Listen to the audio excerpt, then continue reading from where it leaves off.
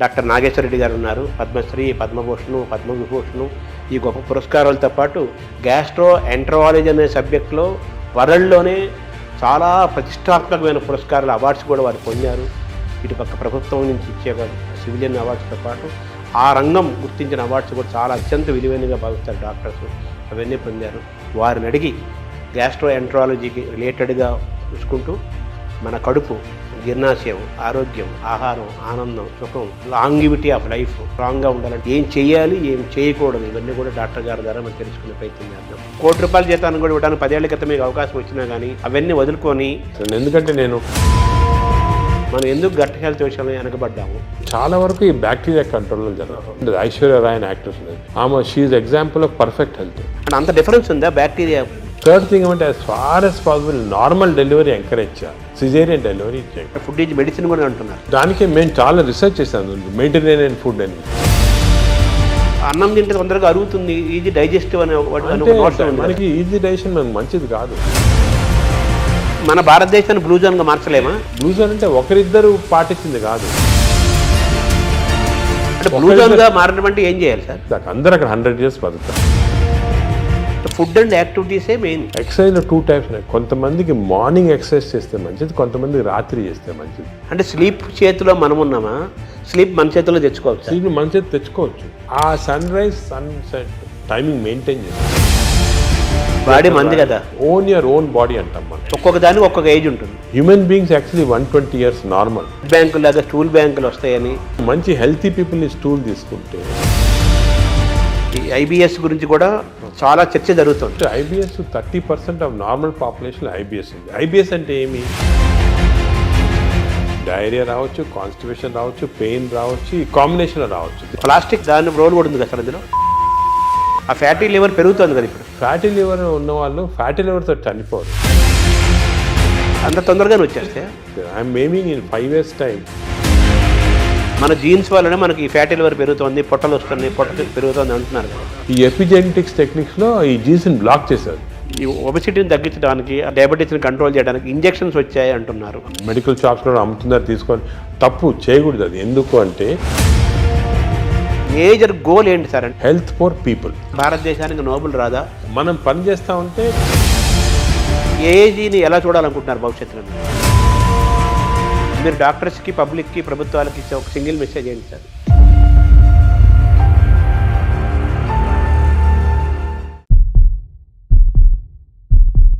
నమస్కారం.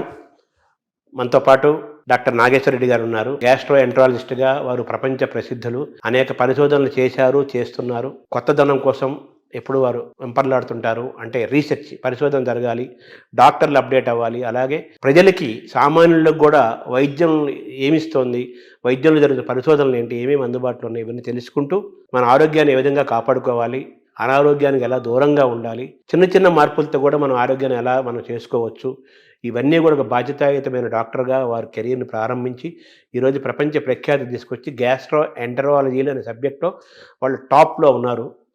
నాగేశ్వర రెడ్డి గారు పద్మశ్రీ, పద్మభూషణ్, పద్మవిభూషణ్ ఈ గొప్ప పురస్కారాలతో పాటు గ్యాస్ట్రో ఎంటరాలజీ అనే సబ్జెక్టులో వరల్డ్లోనే చాలా ప్రతిష్టాత్మకమైన పురస్కారాలు, అవార్డ్స్ కూడా వారు పొందారు.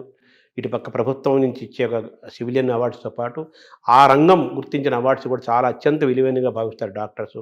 అవన్నీ పొందారు. వారిని అడిగి గ్యాస్ట్రో ఎంటరాలజీకి రిలేటెడ్గా చూసుకుంటూ మన కడుపు, జీర్ణాశయం, ఆరోగ్యం, ఆహారం, ఆనందం, సుఖం, అలాగే లాంగివిటీ ఆఫ్ లైఫ్ స్ట్రాంగ్గా ఉండాలంటే ఏం చేయాలి, ఏం చేయాలి, ఏం చేయకూడదు, ఇవన్నీ కూడా డాక్టర్ గారి ద్వారా మనం తెలుసుకునే ప్రయత్నం చేద్దాం. నమస్కారం డాక్టర్ గారు. నమస్కారం శర్మ గారు. మామూలుగా మీరు ఆ వృత్తికి చాలా గొప్ప విలువని, గౌరవాన్ని తీసుకొచ్చారు. అదే అప్పుచ్చువాడు వైద్యుడు అని మామూలుగా మనం చిన్నప్పుడు చదువుకునేవాళ్ళం. సో ఆ వైద్యుడికి అంత స్థానం ఉంది. సరే, నెగిటివ్ పక్కన పెట్టేస్తే మీలాంటి వాళ్ళ వల్ల మళ్ళీ డాక్టర్లు ఇంత సర్వీస్ ఓరియంటెడ్గా ఉంటారు, ఇంత పబ్లిక్ ఇంట్రెస్ట్తో ఉంటారు, ఇన్ని రీసెర్చ్ చేస్తారు. ఆ వైద్యానికి, ఆ రంగానికి, అలాగే ఆ రాష్ట్రానికి, ఆ దేశానికి కూడా గొప్ప పేరు తీసుకొస్తారని మీలాంటి వాళ్ళ వల్ల మళ్ళీ ఆ వృత్తి యొక్క గౌరవాన్ని మీలాంటి వాళ్ళు కాపాడుతున్నారు. రీసెంట్గా పద్మవిభూషణ్ కూడా వచ్చింది. సో మీకు ముందుగా తెలుగు వారందరి తరపున మీకు అభినందనలు, పబ్లిక్ తరపున మీకు కృతజ్ఞతలు కూడా తెలియజేయాలి. సార్ ఇప్పుడు బాగా వినపడే మాట అన్ని డాక్టర్లు, వాడు కార్డియాలజిస్ట్ అయినా, నెఫ్రాలజిస్ట్ అయినా, న్యూరాలజిస్ట్ అయినా లైఫ్ స్టైల్ మాట్లాడుతున్నారు. ఫస్ట్ లైఫ్ స్టైల్ అంటున్నారు, తర్వాత గట్ హెల్త్ అంటున్నారు. గట్ హెల్త్, మైక్రోబయాము, దీని గురించే మాట్లాడుతున్నారు కదా. ఏంటి సార్ ఈ గట్ హెల్త్? ఈ గట్ హెల్త్ మనం కాపాడుకోవాలంటే ఏం చేయాలి? మనం ఎందుకు గట్ హెల్త్ విషయంలో వెనకబడ్డాము? గట్ హెల్త్ అనేది మీరు ఈ మధ్యనే వింటున్నారు అన్నమాట టర్మ్, కానీ మా మెడికల్ టర్మినాలజీలో చాలా రోజులుగా ఉంది గట్ హెల్త్ అనేది. దీనికి ఇంపార్టెన్స్ ఎందుకు వచ్చిందంటే, మామూలుగా సాధారణంగా నాన్ డాక్టర్స్ కానీ ఈవెన్ డాక్టర్స్ ఏమనుకునే వాళ్ళు హార్ట్ ఇంపార్టెంట్, చాలా హార్ట్ అండ్ కార్డియాలజిస్ట్కి అప్పుడు ప్రతి వాళ్ళు కార్డియాలజిస్ట్ చూపించుకోవటం, హార్ట్ అటాక్ వస్తుంది, స్టెంట్స్ వేసుకోవటం, హార్ట్ సర్జరీ చేసుకోవటం. అదేవిధంగా బ్రెయిన్ ఇంపార్టెంట్, మెదడులో ఏం రాకూడదని దానికి కరెక్ట్గా మందులు తీసుకోవటం, మెదడుకి కొన్ని ఎక్సర్సైజ్ ఉన్నాయి అవి చేయటము. అదేవిధంగా కిడ్నీస్ కూడా చాలా ఇంపార్టెంట్, లివర్ ఇంపార్టెంట్ అని అందరు అనుకునేవాళ్ళు. కానీ ఇప్పుడు మనకి రీసెంట్గా చాలా రీసెర్చ్ జరిగింది. దీంట్లో ఏం తెలిసిందంటే, ఇవి అన్నిటికీ సెంట్రల్ కంట్రోల్ అని ఒకటి ఉంటుంది. సెంట్రల్ కంట్రోల్ బ్రెయిన్లో లేదు, హార్ట్లో లేదు, కానీ సెంట్రల్ కంట్రోల్ మన పేగుల్లో ఉంది. ఎందుకు అంటే, ఇప్పుడు మీరు న్యాచురల్ ఎవల్యూషన్ చేసి చూసారనుకోండి, ఈ ఎవల్యూషన్లో మామూలుగా చిన్న జంతువుల్లో కూడా మ్యాక్సిమం ఇంపార్టెన్స్ పేగులకి ఇచ్చారు. ఎవల్యూషన్ అంటే nature has given that importance. ఎందుకు అంటే, మనం నార్మల్గా ఆహారం తింటాము, ఆహారం నుంచి ఎనర్జీ వస్తుంది. ఈ ఎనర్జీ ప్రతి ఆర్గన్కి డిస్ట్రిబ్యూట్ అవుతుంది. హార్ట్కి ఎనర్జీ అవసరం, బ్రెయిన్కి ఎనర్జీ అవసరం, కిడ్నీ. ఈ ఎనర్జీ అనేది సెంట్రల్ మాట. ఈ ఎనర్జీ ఎందుకు వస్తుంది? మన ఆహారం తిన్న సరిగా డైజెస్ట్ అయితే ఎనర్జీ వస్తుంది. ఈ కాన్సెప్ట్ అనేది ఇప్పుడు మనకి తెలిసిపోయిన తర్వాత అసలు గట్లో ఇంత ఇంపార్టెన్స్ ఎందుకు ఉంది? మనకు ఆ గట్ అంటే ఆహార వాహిక, అదేవిధంగా జీర్ణాశయము, అదేవిధంగా చిన్న ప్రేగులు, పెద్ద ప్రేగులు, ఒక సిస్టమ్ ఉంది. ఈ సిస్టమ్ మనం తిన్న ఆహారం లోపలికి వెళ్ళిన తర్వాత, ఆహారం అనేది చాలా కాంప్లెక్స్. అంటే దాంట్లో ప్రోటీన్స్ ఉంటాయి, కార్బోహైడ్రేట్స్ ఉంటాయి, ఫ్యాట్స్, అన్నీ చాలా కాంప్లెక్స్, అన్నీ కలిపి ఆహారం తయారవుతుంది. ఈ ఆహారం లోపలికి వెళ్ళిన తర్వాత బాడీ ఏమంటే దీన్ని బ్రేక్ డౌన్ చేస్తుంది. అంటే ప్రోటీన్స్ని అమైనో యాసిడ్స్, అదేవిధంగా ఫ్యాట్స్ని చిన్న ట్రైగ్లిజరైడ్స్ అలాగా, అదేవిధంగా మనం తిన్న కార్బోహైడ్రేట్స్ని గ్లూకోజ్, ఫ్రక్టోజ్, సింపుల్ సబ్స్టెన్సెస్ లాగా, అంటే చాలా ఇంటెలిజెంట్గా మనకు ఉన్న ఎంజైమ్స్ బ్రేక్ డౌన్ చేసి ఇవన్నీ కూడా ఆహార లోపలికి మన బ్లడ్ వెజల్స్లోకి అబ్జర్వ్ అయిపోయి న్యూట్రిషన్ అనేది వస్తుంది బాడీ. అంటే ఇది వెరీ కాంప్లెక్స్ సబ్జెక్ట్. దీని గురించి చాలా వరకు రీసెంట్గానే బాగా క్లియర్గా అర్థమైపోయింది మనకి. ఎందుకంటే సరే ఆహారం తింటాము, ఎనర్జీ వస్తుంది అంటారు కదా, ఇదే కాకుండా ఈ మన హోల్ ఇంటెస్టైనల్ సిస్టమ్స్లో చిన్న న్యూరాన్స్, అంటే మన బ్రెయిన్లో ఉంటాయి న్యూరాన్స్ అంటారు అండి. మన ఇంటెస్టైన్స్లో 100 మిలియన్ న్యూరాన్స్. అంటే మనం అనుకునేది ఇంటెస్టైన్స్ మామూలుగా ఏదో పేగులు డైజెషన్ ఉన్నా, కానీ దాని ఇంటెలిజెన్స్ మాట. అంటే 100 మిలియన్ న్యూరాన్స్ ఉన్నాయంటే ఎంత ఇంటెలిజెన్స్ ఉంటుందండి. ప్రతి న్యూరాను అంటే మన పేగులు కూడా ఆలోచిస్తుంటాయి, ఇది మంచి ఆహారమా చెడ్డ ఆహారం, ఈ ఆలోచనని దాంట్లో ఉన్నాయి. అదే కాకుండా ఇంకొక ఇంట్రెస్టింగ్, మన పేగుల్లో హార్మోన్స్ ప్రొడ్యూస్ చేస్తాయి, neuro endocrine tumours. Neuro endocrine cells మనకి బాడీలో అంతా హార్మోన్స్, అంటే థైరాయిడ్ ఉంది, అదేవిధంగా ప్యాన్క్రియాస్లో ఇన్సులిన్ వస్తుంది, పారాథైరాయిడ్ ఉంది. ఇవన్నీ కూడా హార్మోన్స్ డిఫరెంట్ బాడీ సిస్టమ్స్లో ఉన్నాయి. కానీ మన ప్రేగుల్లో అన్ని బాడీలో ఉన్న హార్మోన్స్లో ఉన్న సెల్స్ కన్నా కూడా ఎక్కువ సెల్స్ ఇంటెస్టైన్స్లో ఉన్నాయి. అంటే ప్రేగుల్లో నరాలు ఉన్నాయి, అదేవిధంగా హార్మోన్స్ ఉన్నాయి. ఇవన్నీ కోఆర్డినేటెడ్ మెకానిజంగా పనిచేస్తాయి. ఇప్పుడు మనకి నాలెడ్జ్ వచ్చింది. అంటే మనం ఆహారం, ఫర్ ఎగ్జాంపుల్ గ్లూకోజ్ తిన్నాం అనుకోండి, ఎక్కువ గ్లూకోజ్ తింటే, అంటే ఎక్కువ షుగర్ తింటే షుగర్ ఎక్కువ అవుతుంది బాడీలో అని మనకు తెలుసు. కానీ ఇప్పుడు ఎలా తెలిసిందంటే అంత సింపుల్ కాదు. మనం తిన్న ఆహారం అంటే గ్లూకోజ్ కానీ ఏదన్నా కానీ షుగర్ కానీ బాడీలోకి వెళ్ళిన తర్వాత బాడీలో చిన్న ప్రేగులో సెన్సర్స్ ఉంటాయి. ఇది గ్లూకోజ్ని లోపల తీసుకుంటామా వద్దా, తీసుకుంటే బాడీకి ఏ పార్ట్కి పంపిస్తాము, అంటే నరాలు, హార్మోన్స్ అన్నీ కోఆర్డినేట్, చాలా ఎలక్ట్రికల్ సిస్టమ్లా కోఆర్డినేషన్ జరిగి ఇంటెలిజెన్స్ సిస్టమ్ అంటాం దాన్ని. ఆ ఇంటెలిజెన్స్ సిస్టమ్ తోటి ఆ బాడీలో ఎంత అబ్జర్వ్ కావాలా, ఎక్కడెక్కడికి వెళ్ళాలి, అవన్నీ కూడా డిసైడ్ చేస్తుంది బాడీ. దిస్ ఈజ్ మన ఆర్టిఫిషియల్ ఇంటెలిజెన్స్ కన్నా ఈ ఇంటెలిజెన్స్ ఎక్కువ బాడీలో. ఇన్ని రోజులు తెలియలేదు, ఇప్పుడు తెలుస్తుంది మనకి. సో హార్మోన్స్, నరాలు. అదేవిధంగా థర్డ్ కాంపోనెంట్ ఇప్పుడు వచ్చింది. థర్డ్ కాంపోనెంట్ ఏమంటే, మనం ఏమనుకున్నాము అంటే మనం తిన్న ఆహారం ప్రకారము మన బాడీ సిస్టమ్ ప్రకారం జరుగుతున్నాయి, కానీ అవన్నీ కరెక్ట్ కాదు. ఇప్పుడు మనకేం తెలిసిందంటే మన ప్రేగుల్లో, అంటే ఎస్పెషల్లీ చిన్న ప్రేగుల్లో, పెద్ద ప్రేగుల్లో బ్యాక్టీరియా, వైరస్, ఫంగై 3 ఉంటాయి అన్నమాట. బ్యాక్టీరియా, ఇవేమంటే దిస్ ఆర్ కాల్డ్ మైక్రోబయోమ్. ఈ మైక్రోబయామ్ అనేది మనకున్న సెల్స్ కన్నా, బాడీలో సెల్స్ కన్నా ఈ మైక్రోబయామ్ సెల్స్ ఎక్కువ. అంటే బ్యాక్టీరియా ఎక్కువ, వైరస్ ఎక్కువ, ఫంగై ఎక్కువ. ఇవి దీంట్లో జీన్స్ మనం లెక్క పెట్టగలిగితే ఈ జీన్స్ దీంట్లో 2 మిలియన్ జీన్స్ ఉన్నాయి. మన బాడీలో 20,000 జీన్స్ ఉన్నాయి. అంటే మనకి we are completely controlled by this microbiome bacteria. ఎందుకంటే అన్ని జీన్స్ ఉన్నాయి దాంట్లో. అంటే మన డిఎన్ఏ దానికి రిలేటెడ్ ఉంటుంది. డిఎన్ఏ మన డిఎన్ఏ బ్యాక్టీరియా డిఎన్ఏ కాన్స్టెంట్గా they are touching each other, talking to each other. మన ఆహారం ఎంత తీసుకున్నా డైజెషన్ జరుగుతుంది కదా, ఎంత అబ్జర్వ్ కావాలి, ఎంత వెళ్ళాలని ఈ క్రాస్ టాక్ వల్ల జరుగుతూ ఉంది. మనం తిన్నదానిపైన డిసైడ్ కాదు, ఈ మైక్రోబయామ్ పైన కూడా డిసైడ్ అవుతుంది. సపోజ్ మంచి మైక్రోబయామ్ ఉందనుకోండి, మనని ప్రొటెక్ట్ చేస్తుంది. అరే ఈ బాడీని ప్రొటెక్ట్ చేయాలి, మనం ఈ బాడీలో ఉన్నాము, దీన్ని ప్రొటెక్ట్ చేయాలా అండ్ మంచి సబ్స్టెన్సెస్ అబ్జర్వ్ చేసి చెడ్డ సబ్స్టెన్సెస్ బయటికి పంపించేస్తుంది, మన మోషన్ ద్వారా వచ్చేస్తుంది. అదే చెడ్డ మైక్రోబయామ్ ఉన్నాయనుకోండి, అంటే ఇది ఎలాగంటే ఎగ్జాంపుల్ ఒక దేశంలో ప్రజలు ఉంటారు, మంచి ప్రజలు ఉంటారు, చెడ్డ ప్రజలు ఉంటారు. మంచి ప్రజలు ఈ దేశానికి ఏమైనా చేయాలా, అవి చేయాలా అని ఆలోచిస్తూ ఉంటారు. అదే చెడ్డ ప్రజలు టెర్రరిస్ట్ ఎలా దీన్ని డిస్ట్రాయ్ చేస్తాము అని. మన బ్యాక్టీరియా కూడా బాడీలో అలాగే మంచి ప్రజలు చెడ్డ ప్రజలు ఉన్నట్టు మంచి బ్యాక్టీరియా చెడ్డ bacteria, good bacteria bad bacteria. ఈ బ్యాడ్ బ్యాక్టీరియా ఎప్పుడు ఇలా బాడీని ఎలా డిస్ట్రాయ్ చేస్తాము, ఈ బాడీలో షుగర్ ఎలా ప్రొడ్యూస్ చేస్తాము, ఈ బాడీకి హార్ట్ ఎలాగ చెడిపేస్తాము, ఈ బాడీకి బ్రెయిన్ ఎలా చెడిపేస్తాము కాన్స్టెంట్గా ఉంటాయి. So there is a constant big battle మన ప్రేగుల్లో. బ్యాడ్ బ్యాక్టీరియా గుడ్ బ్యాక్టీరియాకి ఇప్పుడు వార్ జరుగుతూ ఉంది లోపల. పెద్ద సైన్యం ఉంది, అంటే మిలియన్స్ మన అంత పెద్ద సైన్యం ఉంది.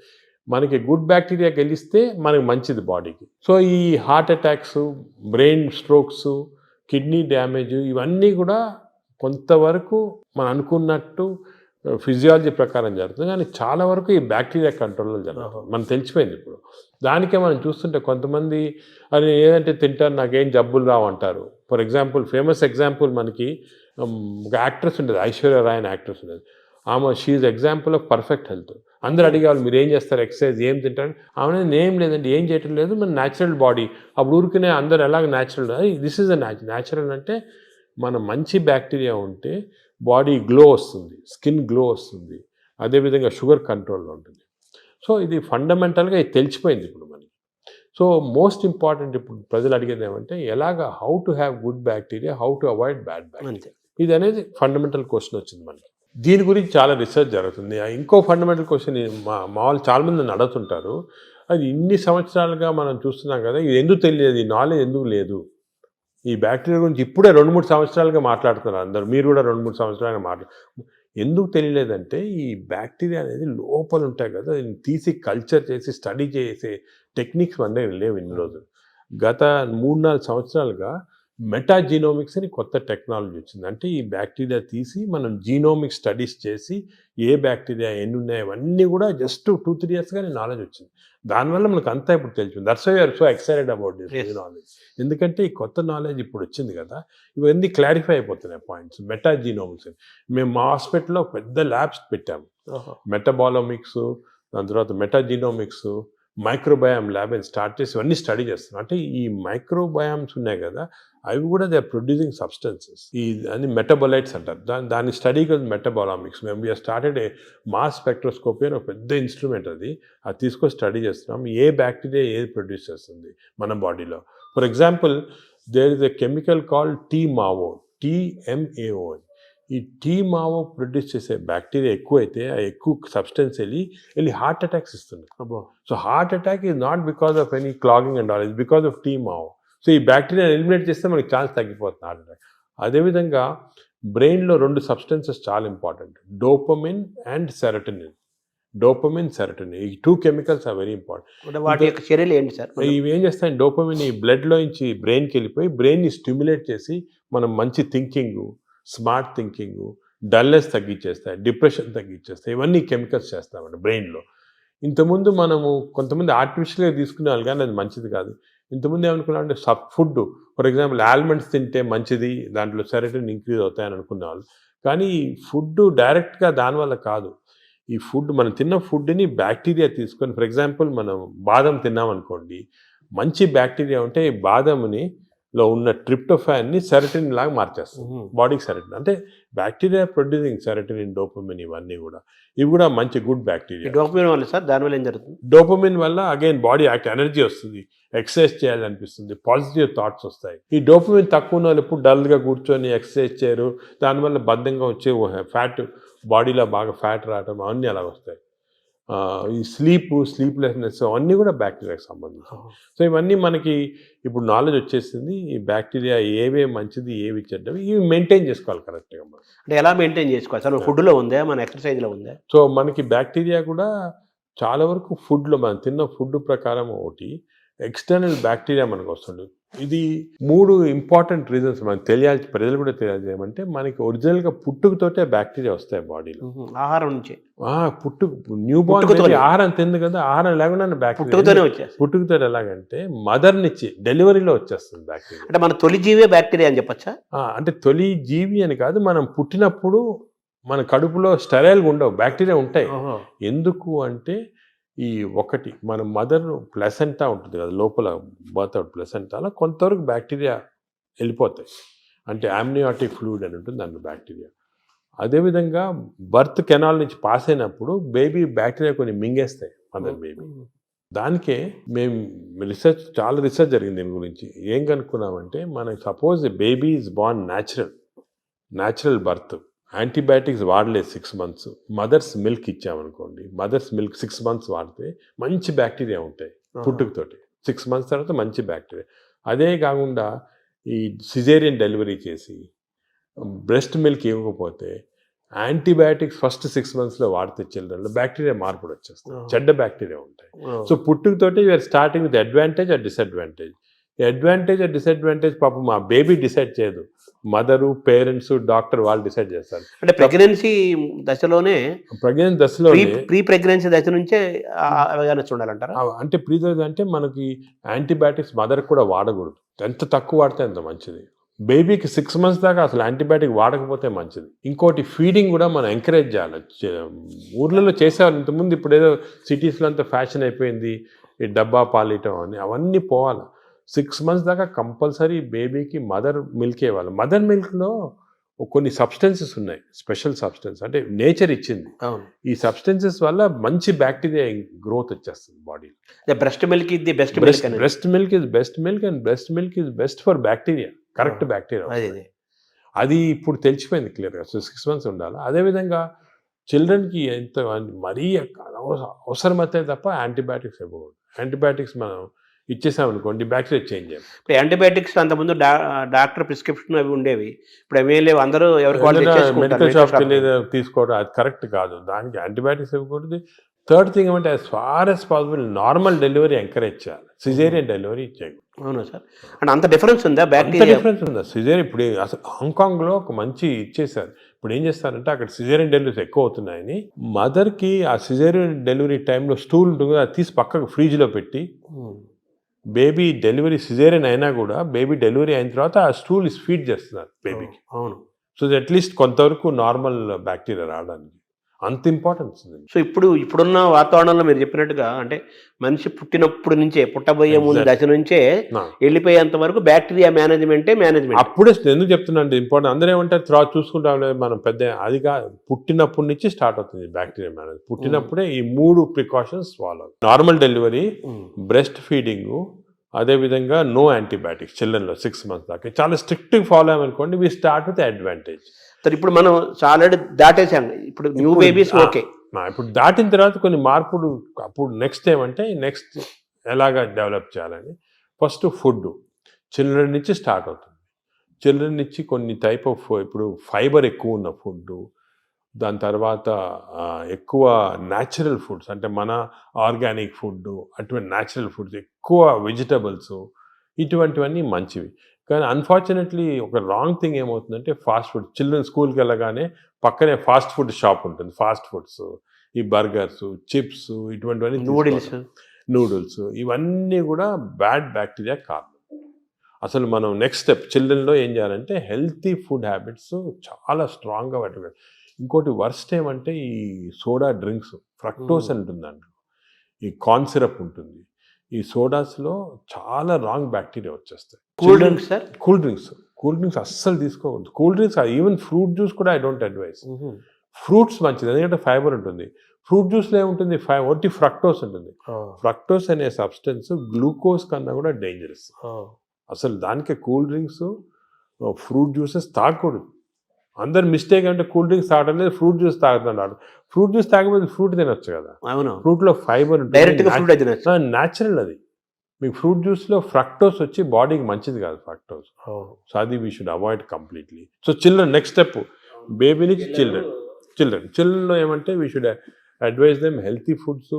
ఈ మిడ్ డే మీల్స్ కూడా స్కూల్లో పెడతారు, అవి కూడా ఒకటేమంటే ఈ ఫాస్ట్ ఫుడ్స్ అవాయిడ్ చేయాలి. Second, hygiene important. ఇప్పుడు ఏమంటే ఈ మిడ్ డే మీల్స్ కుకింగ్లో మనం చూస్తుంటాం, చాలా బ్యాడ్ హైజీన్ వల్ల బ్యాడ్ బ్యాక్టీరియా వస్తుంది. అది కూడా కొంచెం కంట్రోల్ చేయాలి. ఫైబర్ అది కంట్రోల్ చేయాలి, చాలా important. So these are all very important children level. ఇంకోటి, చిల్డ్రన్లో ఫిజికల్ యాక్టివిటీ బాగుంటే మంచి బ్యాక్టీరియా వస్తున్నాయని అది కూడా తెలిసిపోయింది. యాక్టివిటీ సెల్ ఫోన్కి అటాచ్ అయిపోతున్నారు అంతే. అది తప్పది. సో చిల్డ్రన్లో ఫిజికల్ యాక్టివిటీ వల్ల కూడా బ్యాక్టీరియా చేంజ్ అవుతున్నాయి. So we have to encourage sports, physical activity. So మంచి nutrition, hygienic nutrition, organic food, అదేవిధంగా physical activity. Avoid juices, fruit juices కానీ, సోడాస్ కానీ, avoid unhygienic food, avoid fast foods. Simple. అంటే చిన్నపిల్లలు, teenagers, adolescence, తర్వాత అలా age పెరుగుతూ next age ఇప్పుడు ఏమంటే ఇంకోటి బ్యాక్టీరియా మేము ఏం చూసామంటే, చిన్నప్పుడు మార్పులు చేయటం సులభం, పెద్ద అయిన తర్వాత కష్టం, అంత ఈజీ కాదు, చాలా ఎఫర్ట్ పెట్టాలి పెద్ద అయిన తర్వాత చేంజ్ చేయడానికి. మీరు ఫుడ్ అనేది చాలా ఇంపార్టెంట్, ఫుడ్ ఈజ్ మెడిసిన్ కూడా అంటున్నారు. ఆ ఫుడ్ దానికే మేము చాలా రీసెర్చ్ చేశాను, మెడిటరేనియన్ ఫుడ్ అనేది. ఫర్ ఎగ్జాంపుల్ కొన్ని టైప్స్ ఆఫ్ ఫుడ్, ఈ కోకోనట్ వాటర్ అనుకోండి, 2 గ్లాసులు కోకోనట్ వాటర్ తాగితే మంచి బ్యాక్టీరియా ఉంటుంది. అదేవిధంగా బ్లాక్ కాఫీ, అసలు మిల్క్ అనేది రాంగ్ కాన్సెప్ట్. పెరుగు మంచిది కానీ పాలు మంచిది. ప్రోబయోటిక్ అంటారు కదా, పెరుగులో ప్రోబయోటిక్స్ ఉంటాయి. ప్రోబయోటిక్స్ జనరల్, పాలు మంచిది కాదు. ఎందుకంటే మనం వేరే స్పీసీస్ పాలు తాగుతున్నాం.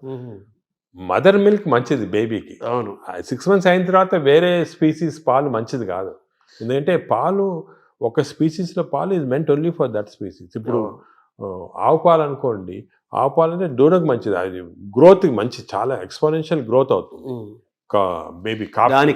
కాఫీ మంచిది కానీ వేరే మనం తాగటం మంచిది. అంటే మన వాళ్ళు ఆయుర్వేదం కూడా మనం సెకండ్ మాట్లాడుకుంటే వాళ్ళు ఏమంటారంటే ఆవు నెయ్యి, ఆవు పాలు, ఆవు ద్వారా వచ్చేదంతా కూడా మనకు మంచిది, బ్రెయిన్. ఆవు పాలు కాదు, ఆవు గీ పర్వాలేదు కానీ ఆవు పాలు మనకి కర్డ్స్ ఫామ్లో, అటువంటి ఫామ్లో మంచిగా. యాక్చువల్ మిల్క్ తీసుకుంటే దట్ ఆవు పాలు మెంట్ ఓన్లీ ఫర్ కాఫ్, అంటే వాళ్ళ పిల్లలకి అంతే. మనం వేరే స్పీసీస్ పాలు దాటం కరెక్ట్ కాదు, అది నేచర్ అగైన్స్ట్. అది అంటే మనుషులు వాళ్ళు తీసుకోవాలి, మనుషులంటే అంతే, exact same species, that is nature. మన నేచర్ కి వ్యతిరేకంగా వెళ్తుంది. ఆవు నెయ్యి మంచిది అంటారు కదా, బ్రెయిన్ మంచిదని కాదు, అంటే కొంతవరకు ఇంతకుముందు నెయ్యి తీసుకోవడం మంచిది కాదు అంటే, ఇప్పుడు కొంతవరకు లిమిటెడ్ క్వాంటిటీస్ లో పర్వాలేదు నేను వచ్చింది, అంతేగాని మంచిదని కాదు, ఎక్కువ తీసుకోవడం మంచిది అలా కాదు. ఇందులో ఈ జర్నీలో అవాయిడ్ వైట్స్ అనేది ఒక పెద్ద ప్రచారం జరుగుతుంది కదా సార్, అది అవాయిడ్ ఏదంటారు? అవాయిడ్ వైట్స్ అంటే అన్నము, వైట్ అనే జనరల్ టర్మినాలజీ, కానీ జనరల్ గా దోస్ అంటే ఇప్పుడు మనం ఫుడ్ లో కార్బోహైడ్రేట్స్, ప్రోటీన్, ఫ్యాట్ లో saturated fat, unsaturated fat example ఏమంటే ఆలివ్ ఆయిల్. వెస్టర్న్ కంట్రీస్ లో ఆలివ్ ఆయిల్ ఎక్కువ తింటాం, మనం ఆలివ్ ఆయిల్ తో కుక్ చేయలేము. ఆలివ్ ఆయిల్ కుక్ చేస్తే అది చెడిపోతుంది. దానికి రైస్ బ్రాన్ ఆయిల్ అని ఉంది.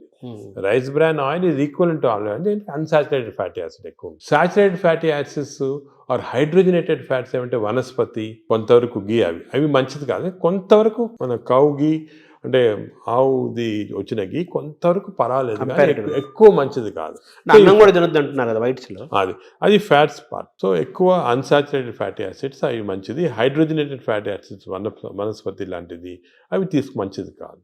నా సెకండ్ ఏమంటే కమింగ్ టు కార్బోహైడ్రేట్స్లో సింపుల్ కార్బోహైడ్రేట్స్, కాంప్లెక్స్ కార్బోహైడ్రేట్స్ ఉంటాయి. సింపుల్ కార్బోహైడ్రేట్స్ అంటే ఏమి, రైసు ఇటువంటివి. ఏమంటే ఈ సింపుల్, దీంట్లో ఎక్కువ ఫైబర్ ఉండదు, మనం తింటే గ్లూకోజ్ ఇమ్మీడియట్గా బాడీలో అబ్జర్వ్ అయిపోయి మంచిది కాదు. లోపల బ్యాక్టీరియా కూడా అవి కూడా లేజీ అయిపోతాయి, ఎక్కువ పని లేదు దానికి. రైస్ ఇచ్చామనుకోండి, గ్లూకోజ్ తీసి బాడీకి పంపించేసి డ్రౌజినెస్. వేరే సేమ్ కాంప్లెక్స్ కార్బోహైడ్రేట్స్ మిల్లెట్స్ ఉంటాయి. ఎగ్జాంపుల్ మిల్లెట్స్ అనుకోండి, దాంట్లో చాలా ఫైబర్ ఉంటుంది, గ్లూకోజ్ ఆ ఫైబర్ మధ్యలో ఉంటుంది. దాన్ని ఎక్స్ట్రాక్ట్ చేయాలంటే అంత ఈజీ కాదు, బ్యాక్టీరియా కూడా కొంచెం పనిచేయాలి దానికి. అంటే ఒకప్పుడు మనం రాగులు, సజ్జలు, మంచి జొన్నలు, ఆరికలు, కొర్రలు, రాగులు కానీ మంచిది, ఈ సొరగము అవన్నీ కూడా అంటే మిల్లెట్స్ ఆర్ వెరీ గుడ్. ఇవి మనం రియలైజింగ్ నా ఎక్కువ మిల్లెట్స్ తింటే మంచిది అది. సో దీస్ కార్బోహైడ్రేట్స్లో మిల్లెట్స్ ఎక్కువ కాన్సన్ట్రేట్ చేసేసి polished, especially polished rice avoid చేయాలి. అంటే మామూలుగా అన్నము కంపారిటివ్ గా అన్నం తింటే తొందరగా అరుగుతుంది, ఈజీ డైజెస్టివ్ అనే మనకి ఈజీ డైజెషన్ మనకు మంచిది కాదు. మనకి ఈజీ డైజెషన్ అంటే పేషెంట్స్కి బాగా వీక్ ఉన్న వాళ్ళకి అవసరం, కానీ మనకి normal human being complex digestion మంచిది. ఎందుకంటే కాంప్లెక్స్ డైజెషన్లో ఫైబర్, దీన్ని గ్లైసిమిక్ ఇండెక్స్ అంటారు, ఒక టర్మినాలజీ పబ్లిక్ కూడా తెలియాలి. గ్లైసిమిక్ ఇండెక్స్ అంటే ఏమంటే మన ఆహారం తిన్నామంటే మన బ్లడ్ షుగర్ లెవెల్ ఎంత ఇంక్రీజ్ అవుతుంది. So glycemic index of food ఎక్కువ ఉంది అంటే డైజెషన్ కావచ్చు, కానీ ఆ గ్లైసిమిక్ ఇండెక్స్ ఎక్కువ కావటం వల్ల గ్లూకోజ్ ఎక్కువే మంచిది కాదు బాడీకి. సో రైస్కి, షుగర్కి మ్యాక్సిమం గ్లైసిమిక్ ఇండెక్స్, ఎందుకంటే గ్లూకోజ్, షుగర్ తినడానికి ఇమీడియట్ గ్లూకోజ్ ఎక్కువ అవుతుంది, రైస్ తినడానికి కొంతవరకు అవుతుంది. కానీ కాంప్లెక్స్ కార్బోహైడ్రేట్స్ మిల్లెట్స్ అయితే గ్లైసిమిక్ ఇండెక్స్ తక్కువ. కొన్ని ఉన్నాయి బీన్స్, మన చిక్కుడుకాయ, ఇది కిడ్నీ బీన్స్ అంటారు అవి, అవన్నీ రాజ్మా, ఇవన్నీ గ్లైసిమిక్ ఇండెక్స్ తక్కువ. అవి కూడా కార్బోహైడ్రేట్స్, గ్లైసిమిక్ ఇండెక్స్ తక్కువ. అంటే అవి తింటే దాంట్లో ఫైబర్ నుంచి గ్లూకోజ్ బయటికి లాగాల, బ్యాక్టీరియా పనిచేయాలి, అన్ని చేసి స్లోగా గ్లూకోజ్ ఇంక్రీజ్ అవుతుంది. సో దట్ ఈస్ నాట్, అది మంచిది. లో గ్లైసిమిక్ ఇండెక్స్ అంటే మంచిది. సో ఇది కార్బోహైడ్రేట్స్. సో అరుగుదల రైస్ తింటే మంచిది అరగటం అనేది మంచిది కాదు, తొందర అరగకూడదు, డిలే కాదు. థర్డ్ ఆస్పెక్ట్ ప్రోటీన్లో మనకి యానిమల్ ప్రోటీన్, వెజిటబుల్ ప్రోటీన్ అంటే ఈ స్ప్రౌట్స్, దాల్స్, ఇవన్నీ వెజిటబుల్ ప్రోటీన్. యానిమల్ ప్రోటీన్లో కొన్ని మంచి ఉంది, చెడు ఉంది. Animal protein high quality protein, for example eggs అనుకోండి, మంచిది యానిమల్ ప్రోటీన్. అదేవిధంగా కొంతవరకు ఫిష్ మంచి ప్రోటీన్, అంటే దాంట్లో ఎక్కువ ఫ్యాట్ లేదు. కానీ ఇప్పుడు రెడ్ మీట్ అనుకోండి, దాంట్లో సాచురేటెడ్ ఫ్యాట్ ఎక్కువ, అది మంచిది కాదు. అసలు రెడ్ మీట్ అనేది తినకూడదు అసలు. ఈ రెడ్ మీట్ వల్ల మనకి బాడీ హార్మ్ కాకుండా ఈ బాడీలో క్యాన్సర్స్ రావటము, కోలన్ క్యాన్సర్స్ వెస్టర్న్ కంట్రీలో చాలా ఎక్కువ పాలిప్స్ అది రెడ్ మీట్ వల్ల. So red meat complete avoid చేస్తేనే బెటర్. సో ఇవి కొన్ని జనరల్ ప్రిన్సిపల్స్ మాట. దీంట్లో స్పెసిఫిక్గా మేము ఈచ్ పేషెంట్కి అడ్వైస్ చేస్తుంటాం. ఎందుకంటే ఇవి ఇంపార్టెన్స్ ఎందుకు వచ్చిందంటే వాటికంటే మన ప్రపంచంలో 5 బ్లూ జోన్స్ అని ఉన్నాయి. బ్లూ జోన్స్ అంటారు దాన్ని, బ్లూ జోన్స్. ఈ 5 బ్లూ జోన్స్లో ఫర్ ఎగ్జాంపుల్ సార్డినియా అని ఇటలీలో ఉంది, అదేవిధంగా లైమలోండా అని చిన్న అంటే ఒక్కనవా అని జపాన్లో ఉంది. ఈ 5 బ్లూ జోన్స్లో ఏమంటే people are living for very long period. ఈ బ్లూ జోన్స్, అవి బ్లూ జోన్స్ అంటారు. అంటే కొన్ని వరల్డ్లో 5 బ్లూ జోన్స్లో people are living mainly 100 years దాకా. అందరు అక్కడ 100 years బతుకుతారు. లాంగివిటీ ఒకటి, హెల్తీగా ఉన్నారు అందరు. డయాబెటీస్ తక్కువ, హైపర్ టెన్షన్, హార్ట్ డిసీజ్. ఎందుకు అని చాలామంది దీన్ని రీసెర్చ్ చేసి చూస్తే మెయిన్గా వాళ్ళ 2 diet habits, second physical activity. They are all very active physically. 100 years అయినా కూడా వాడు వాక్స్కి వెళ్తుంటారు, ఇది చేస్తారు, గార్డెనింగ్ చేస్తారు, సైకిల్తో కూడా వెళ్ళిపోతారు. మెంటలీ బాగా యాక్టివ్ ఉంటారు. డయట్ వాళ్ళది మెడిటరేనియన్ డయట్ అని ఎక్కువ తింటారు. ఇది మెడిటరేనియన్ అంటే olive oil, nuts, vegetables, fresh fruits, fish. Food and యాక్టివిటీసే మెయిన్. ఫుడ్ ఇటువంటి ఫుడ్ అంటే మన బాడీకి ఎక్కువ స్ట్రెయిన్ లేకుండా మంచి ఫుడ్. ఇవి మేము యాక్చువల్లీ మా దాంట్లో రీసెర్చ్ చేసి ఇటువంటి ఫుడ్ ఆలివ్ ఆయిల్ మనం తినలేము. దెన్ ఇవి కన్వర్టెడ్ ఇటు ఇండో మెడిటరేనియన్ డయట్. మా వెబ్సైట్లో దొరుకుతుంది, మీకు 400 రెసిపీస్ ఉన్నాయి.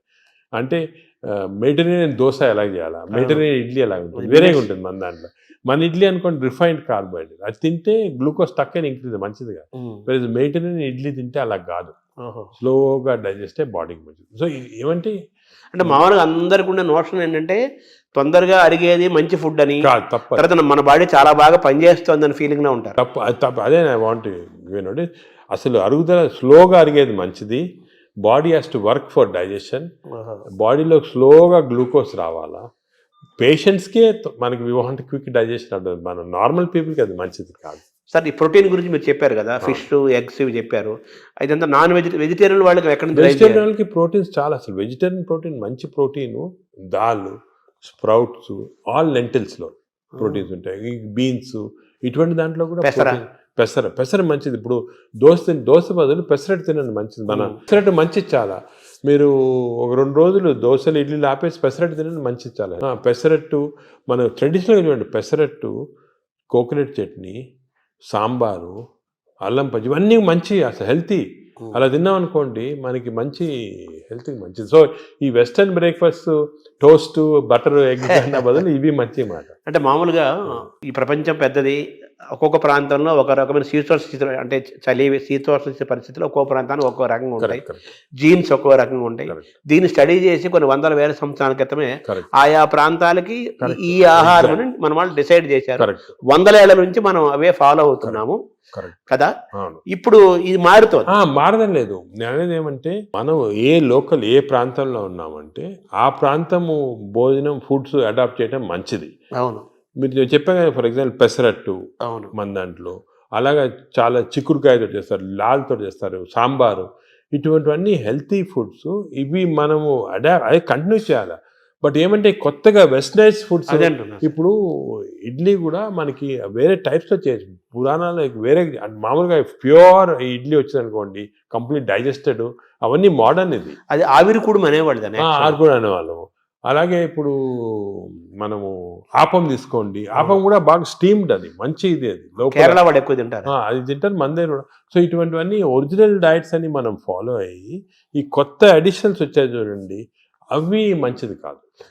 మన ఏ రీజన్లో ఉంటే ఆ ఆహారం తింటాం. కేరళ అనుకోండి, ఆ కేరళ వాళ్ళు తిన్న ఆహారం అది మంచిది, లోకల్గా వాళ్ళకి ఎక్కడ గ్రో అయిన ఆహారం తింటే అది చాలా మంచిది. మన ఈ వెస్టర్నైజ్ డైట్స్ వచ్చి చాలా ఇచ్చేస్తుంది. ఈ వెస్టర్నైజ్ డైట్స్ కూడా మన డైట్స్కి అడాప్ట్ చేసుకోవాలి. అవి తింటే కూడా మనం ప్యూర్ వెస్టర్నైజ్డ్ మెడిటరేనియన్ డైట్ మనం తినలేము. మన దానికి అడాప్ట్ చేసుకొని తింటే మనకి మంచిది. మన దోశలు వాళ్ళు తింటున్నారు, వాళ్ళ బర్గర్లు పిజ్జాలు మనం తింటున్నాం. అదే మిస్టేక్. ఇప్పుడు మామూలుగా నేను విన్నాను, ఎవరో చెప్పగా విన్నాను, ఈ బ్యాక్టీరియా మైక్రోబయోమ్ ఇంపార్టెంట్ అని చెప్పారు కదా మీరు. ఈ క్రమంలో అసలు మన బ్యాక్టీరియా ఆల్మోస్ట్ మనం కోల్పోయి యూరోపియన్ బ్యాక్టీరియా వచ్చేసింది అంటున్నారు మనలోకి. అది కరెక్ట్. అంటే స్లోగా ఈ వెస్టర్నైజేషన్ వల్ల మనకి మంచి బ్యాక్టీరియా ఉంది, అది పోయి బ్యాడ్ బ్యాక్టీరియా వచ్చి ఓవర్టేక్ చేస్తూ ఉంది. సో మనం ఇప్పుడు అగైన్ దీని గురించి కూడా మేము చాలా రీసెర్చ్ చేస్తున్నాము. We are studying bacteria in different people in different places. మన కుంభమేళా జరిగింది, దాంట్లో చాలా బ్యాక్టీరియల్ స్టడీస్ చేసాము. అలాగే వీఆర్ డన్ మంచి రిజల్ట్స్ పబ్లిష్ చేస్తున్నాం. ఇప్పుడు నేను ప్రకారం మన బ్యాక్టీరియా, మన న్యాచురల్ బ్యాక్టీరియా, మన దేశంలో ఉన్న బ్యాక్టీరియా, మన ప్రాంతాల్లో ఉన్న మంచి బ్యాక్టీరియా, అవి ప్రిజర్వ్ చేసుకోవాలి.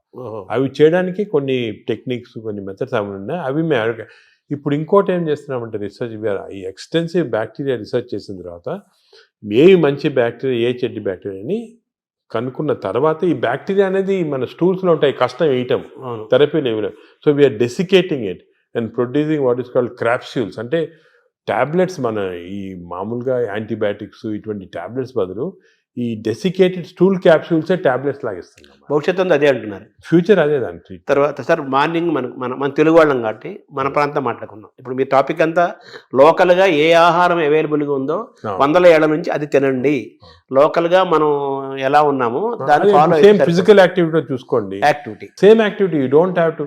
కానీ ఇప్పుడు ఆ ఆఫీస్లో కూర్చోవడం టైం లేకుండా వేరే అడ్వకేటింగ్, సరే ఎక్సర్సైజ్ 1 అవర్ చేయాలా, ఎక్సర్సైజ్ చేయాలా. ఈ ఎక్సర్సైజ్ కూడా ఇంపార్టెన్స్ ఏమంటే అందరు నేను 1 అవర్ చేస్తున్నా సార్ టైర్డ్ అయిపోతున్నామని అంటుంటారు. ఎక్సర్సైజ్లో 2 టైప్స్ ఉన్నాయి. కొంతమందికి మార్నింగ్ ఎక్సర్సైజ్ చేస్తే మంచిది, కొంతమందికి రాత్రి చేస్తే మంచిది. ఇప్పుడు నేను ఫర్ ఎగ్జాంపుల్ నేను నైట్ చేస్తేనే నాకు ఫ్రెష్గా ఉంటుంది. మార్నింగ్ అది ఎలాగంటే బాడీలో లాక్టేట్స్ అని ఉంటాయి. లాక్టేట్ మెజర్మెంట్ చేసి మనం కనుక్కోవచ్చు. లాక్టేట్స్ ఎక్కువ అయిపోయాయి అనుకోండి, అప్పుడు నైట్ చేస్తే బెటర్. అది మరి ఎక్కువ సంకేతం తెలుస్తుందా? తెలిసిపోతుంది కదా మనకి. ఇప్పుడు బాడీలో ఎక్సర్సైజ్ చేస్తే, అది సింపుల్గా చెప్పాలంటే, సపోజ్ ఎక్సర్సైజ్ చేసామనుకోండి, ఎక్సర్సైజ్ చేసిన తర్వాత మార్నింగ్ ఎక్సర్సైజ్ చేసిన తర్వాత ఫ్రెష్గా ఉండదు, చాలా టైర్డ్ అయిపోయాం అనుకోండి, that means your exercise should be done in the evening. చేసిన తర్వాత ఫ్రెష్గా ఉన్నాం అనుకోండి, you should do in the morning. But సింపుల్గా అది కెమికల్గా కూడా మనం టెస్ట్ చేయొచ్చు. బాడీలో లాక్టేట్స్ తీసుకొని, ఎప్పుడు లాక్టేట్ లెవెల్ చాలా ఎక్కువ అయిపోయింది, ఫర్ ఎగ్జాంపుల్ నాకు పర్సనల్గా చెప్తున్నా కదా, నేను ఎక్సర్సైజ్ ఎవ్రీడే 1.5 hours చేస్తాను విగరస్ ఎక్సర్సైజ్. కానీ ఎక్సర్సైజ్ మార్నింగ్ చేశాను అనుకోండి, I feel dull whole day. అదే నైట్ చేశాను అనుకోండి బాగా ఫ్రెష్ ఉంటుంది నాకు. అది నేను నా లాక్టేట్ మెజర్మెంట్ చేసి చూసుకున్నాను. అంటే మీరంటే డాక్టర్ కాబట్టి సైంటిఫిక్ గా ఎవరికైనా తెలుసుకుంటారు. మామూలు వాళ్ళు ఎలా మీరు కూడా ఏం లేదు, ఇప్పుడు ఎక్సర్సైజ్ చేసి మీ బ్లడ్ శాంపుల్ లాక్టేట్ లెవెల్ పంపించారనుకోండి, లాక్టేట్ లెవెల్ మరీ ఎక్కువ ఉంటే మీరు నైట్ చేసుకుంటారు బెటర్. అంటే మనం బాడీ సంకేతం ఇస్తుంది కదా మైండ్ లో కూడా తెలిసిపోతుంది మనకి ఏది ఎక్సర్సైజ్. మీకు కూడా మార్నింగ్ వాక్ చేశారనుకోండి, కానీ ఇంకోటి ఏమంటే ఎక్సర్సైజ్లో ఏదో లీజర్లీ ఫ్రెండ్స్ మాట్లాడుకుంటా కాఫీ తాక్కుంటా ఏదో స్మోక్ చేసుకుంటా వాకింగ్ అది విగ్రెస్గా మినిమం పర్ అవర్ 6 kilometers నడవాలి. Minimum 6 is minimum. అంటే ఐడియల్ 5 kilometers అంటారు కాదు, 6 అదే సెకండ్. అదేవిధంగా ఈ ఎక్సర్సైజే కాకుండా మజిల్స్ చాలా ఇంపార్టెంట్. మనకేం తెలిసిందంటే మన మెటబాలిజము బాడీ నుంచి మజిల్స్ తెప్పిస్తే మంచిది బాడీకి. సో చిన్న చిన్న మజిల్ ఎక్సర్సైజెస్, హ్యాండ్ ఎక్సర్సైజెస్, ఈ కోర్ ఎక్సర్సైజ్ అంటాం, అంటే బాడీలో ఉన్న అబ్డామిన్ మజిల్స్ కోర్, ఈ కోర్ ఎక్సర్సైజ్ ఇవన్నీ చేసి మన బాడీలో muscle strength plus aerobic strength అంటే అలాగా వీ కెన్ డూ ఈ వాకింగ్, సైక్లింగ్, స్విమ్మింగ్, ఇవన్నీ ఏరోబిక్ ఎక్సర్సైజ్. ఈ రెండు ఈక్వల్ కాంపనెంట్ చేయాలి. మామూలు చాలా మంది ఉట్టి వాక్ చేసి వదిలేస్తారు, అది లీజర్లీ వాక్. రోజు పొద్దున ఒక 2-3 kilometers ఫ్రెండ్స్ నడిచి వచ్చి బాగా బ్రేక్ఫాస్ట్ తిని హ్యాపీ కరెక్ట్ కాదు, తెలియదు అది. So we have to do the correct type of exercise. Morning ఎక్సర్సైజా, ఈవినింగ్ ఎక్సర్సైజా, ఎంత ఎక్సర్సైజ్ చేయాలా, ఏ బాడీకి ఎక్సర్సైజ్ చేయాలా, abdomen central abdomen exercise, hands muscle, ఇవన్నీ కూడా కరెక్ట్గా అడ్వైస్ తీసుకొని చేయటం బెటర్. అంటే మామూలుగా కార్బోహైడ్రేట్స్, ప్రోటీను, మీటు ఇలా పర్ఫెక్ట్ సంపూర్ణమైన ఆహారం ఎలా ఇంపార్టెంటో మన ఎక్సర్సైజ్ ఫార్మేట్ ఎక్సర్సైజ్ ఎప్పుడు చేయాలా, ఏ ఎక్సర్సైజ్, అవి కూడా చాలా అది నెగ్లెక్ట్ చేస్తాం. వాకింగ్, ఏరోబిక్స్ ఇవన్నీ ఎక్సర్సైజ్ కాంబినేషన్ చేయాలి. ఇప్పుడు థర్డ్ కాంపోనెంట్ గట్ హెల్త్కి స్లీప్ గురించి చాలా మిస్నామర్స్ ఉన్నాయి.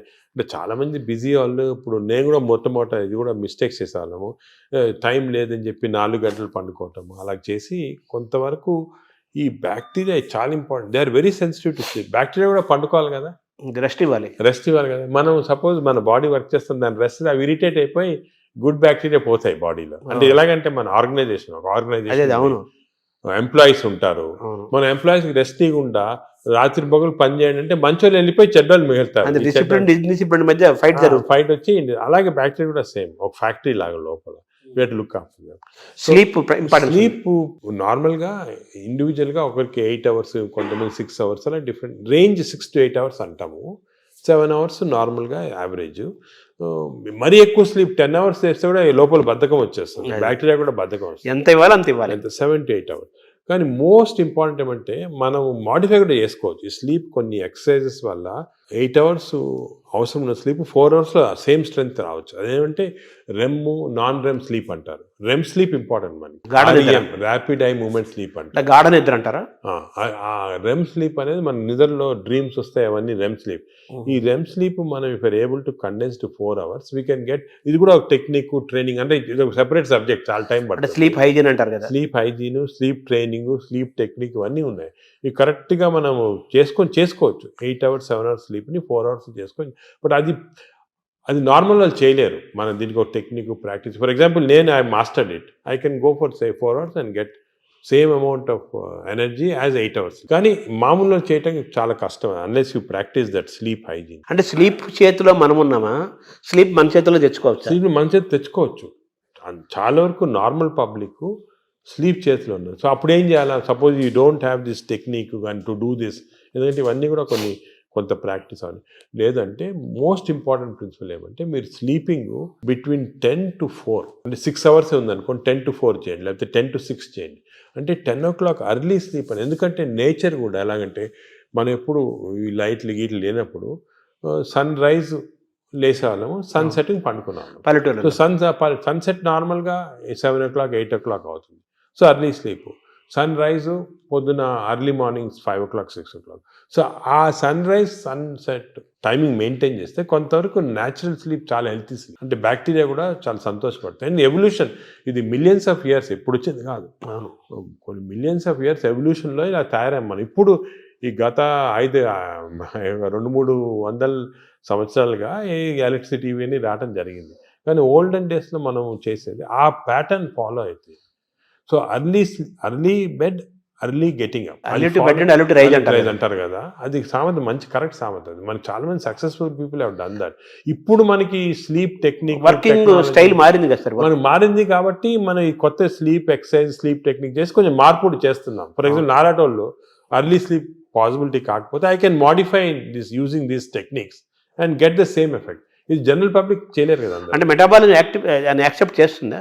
అంటే మనం ట్రైన్ చేసుకోవచ్చు. స్లీప్ కూడా ట్రైనింగ్ ఉంది.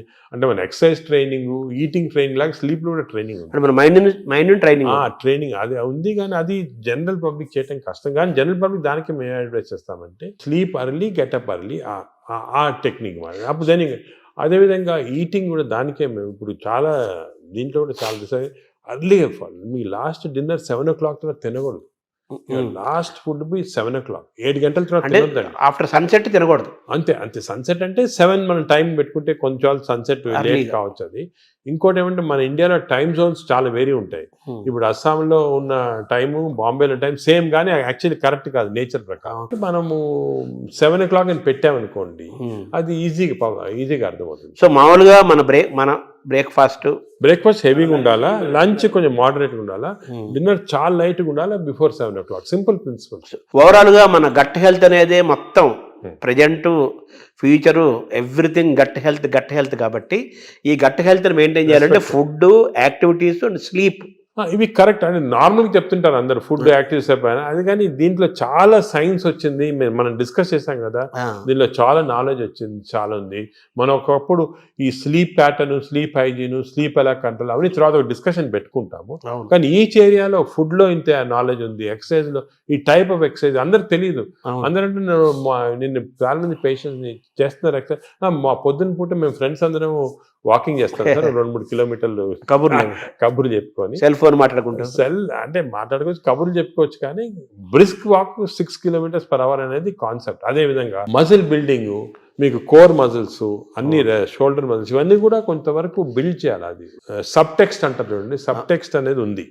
ఓవరాల్ గా హెడ్డింగ్ అనేది సబ్ టెక్స్ట్. సో పీపుల్ కొంచెము వాళ్ళు అవేర్నెస్ తెచ్చుకొని దీని గురించి ఇంట్రెస్ట్ తీసుకొని దీనికి ఒక మంచి ఓన్ యువర్ ఓన్ బాడీ అంటాం మనం. మా రీసెంట్గా మా డాక్టర్ మంచి డాక్టర్ సరీన్ గారని ఢిల్లీలో బుక్ రాశారు, ఓన్ యువర్ ఓన్ బాడీ. అంటే మన బాడీకి వీఆర్ రెస్పాన్సిబుల్. అంతే కదా, వేరే మీ డాక్టర్ బాగా చేస్తారు, లేకపోతే మా హెల్త్ బాడీ మంది కదా, అవన్నీ కరెక్ట్ కాదు. మన బాడీ మనం ఓన్ చేయాలి. ఇప్పుడు మనకి ఏదైనా ప్రెషియస్ వస్తువు ఉందనుకోండి ఇంట్లోనే, మనం ఎంత జాగ్రత్తగా చూసుకుంటాం దాన్ని, మనం బాడీని అంత జాగ్రత్త చూసుకోవటం లేదు. అది ఇన్నర్ ఇంజనీరింగ్ అంటారు కదా, మనలోకి మనం లోపలికి చూసుకుంటూ, మనల్ని గమనించుకుంటూ, మన శరీరాన్ని మనం ఓన్ చేసుకుంటూ, మన హెల్త్ ని మనం డ్రైవ్ చేసి సింపుల్ ప్రిన్సిపల్స్ ఫాలో అయితే అంతే చాలా వరకు మనం బాడీ, మనం లైఫ్ స్పాన్ పెంచుకోవచ్చు హెల్తీగా. అంటే ఇంకోటి, ఇప్పుడు it is not question of life span, ఆ వర్డ్ తీస్తాం మన డిక్షనరీ.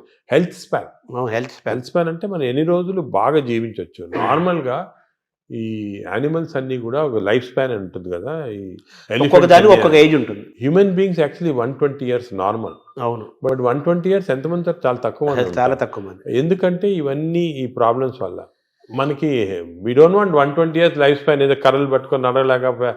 హెల్త్ స్పాన్ మీకు 80 years or 90 years బాగా హెల్తీగా ఉన్నాం అనుకోండి, చాలా. అది సో హెల్త్ టాబ్లెట్, మెడిసిన్స్ ఇవన్నీ వేసుకొని ఎంత తక్కువ లైఫ్ స్పాన్ పెరుగుతుంది. ఇప్పుడు పరిస్థితి అది కరెక్ట్ కాదు. మనం ఎంత హెల్తీగా ఉంటే, అసలు ఇవన్నీ కూడా diabetes, heart disease, liver fatty, ఇవన్నీ రివర్సిబుల్. క్యాన్సర్ కొన్ని ప్రివెంటబుల్, క్యాన్సర్ రివర్సిబుల్ కాదు, ప్రివెంటబుల్. డయాబెటీస్, హెల్త్, హార్ట్, మన అన్ని వెజల్స్ బ్లాక్ అయిన తర్వాత we have seen by following certain principal you can reverse it. మీకు అవసరం లేదు, షుగర్ రివర్స్ చేయొచ్చు, హార్ట్ రివర్స్ చేయొచ్చు, లివర్ ఫ్యాట్, లివర్ కరెక్ట్.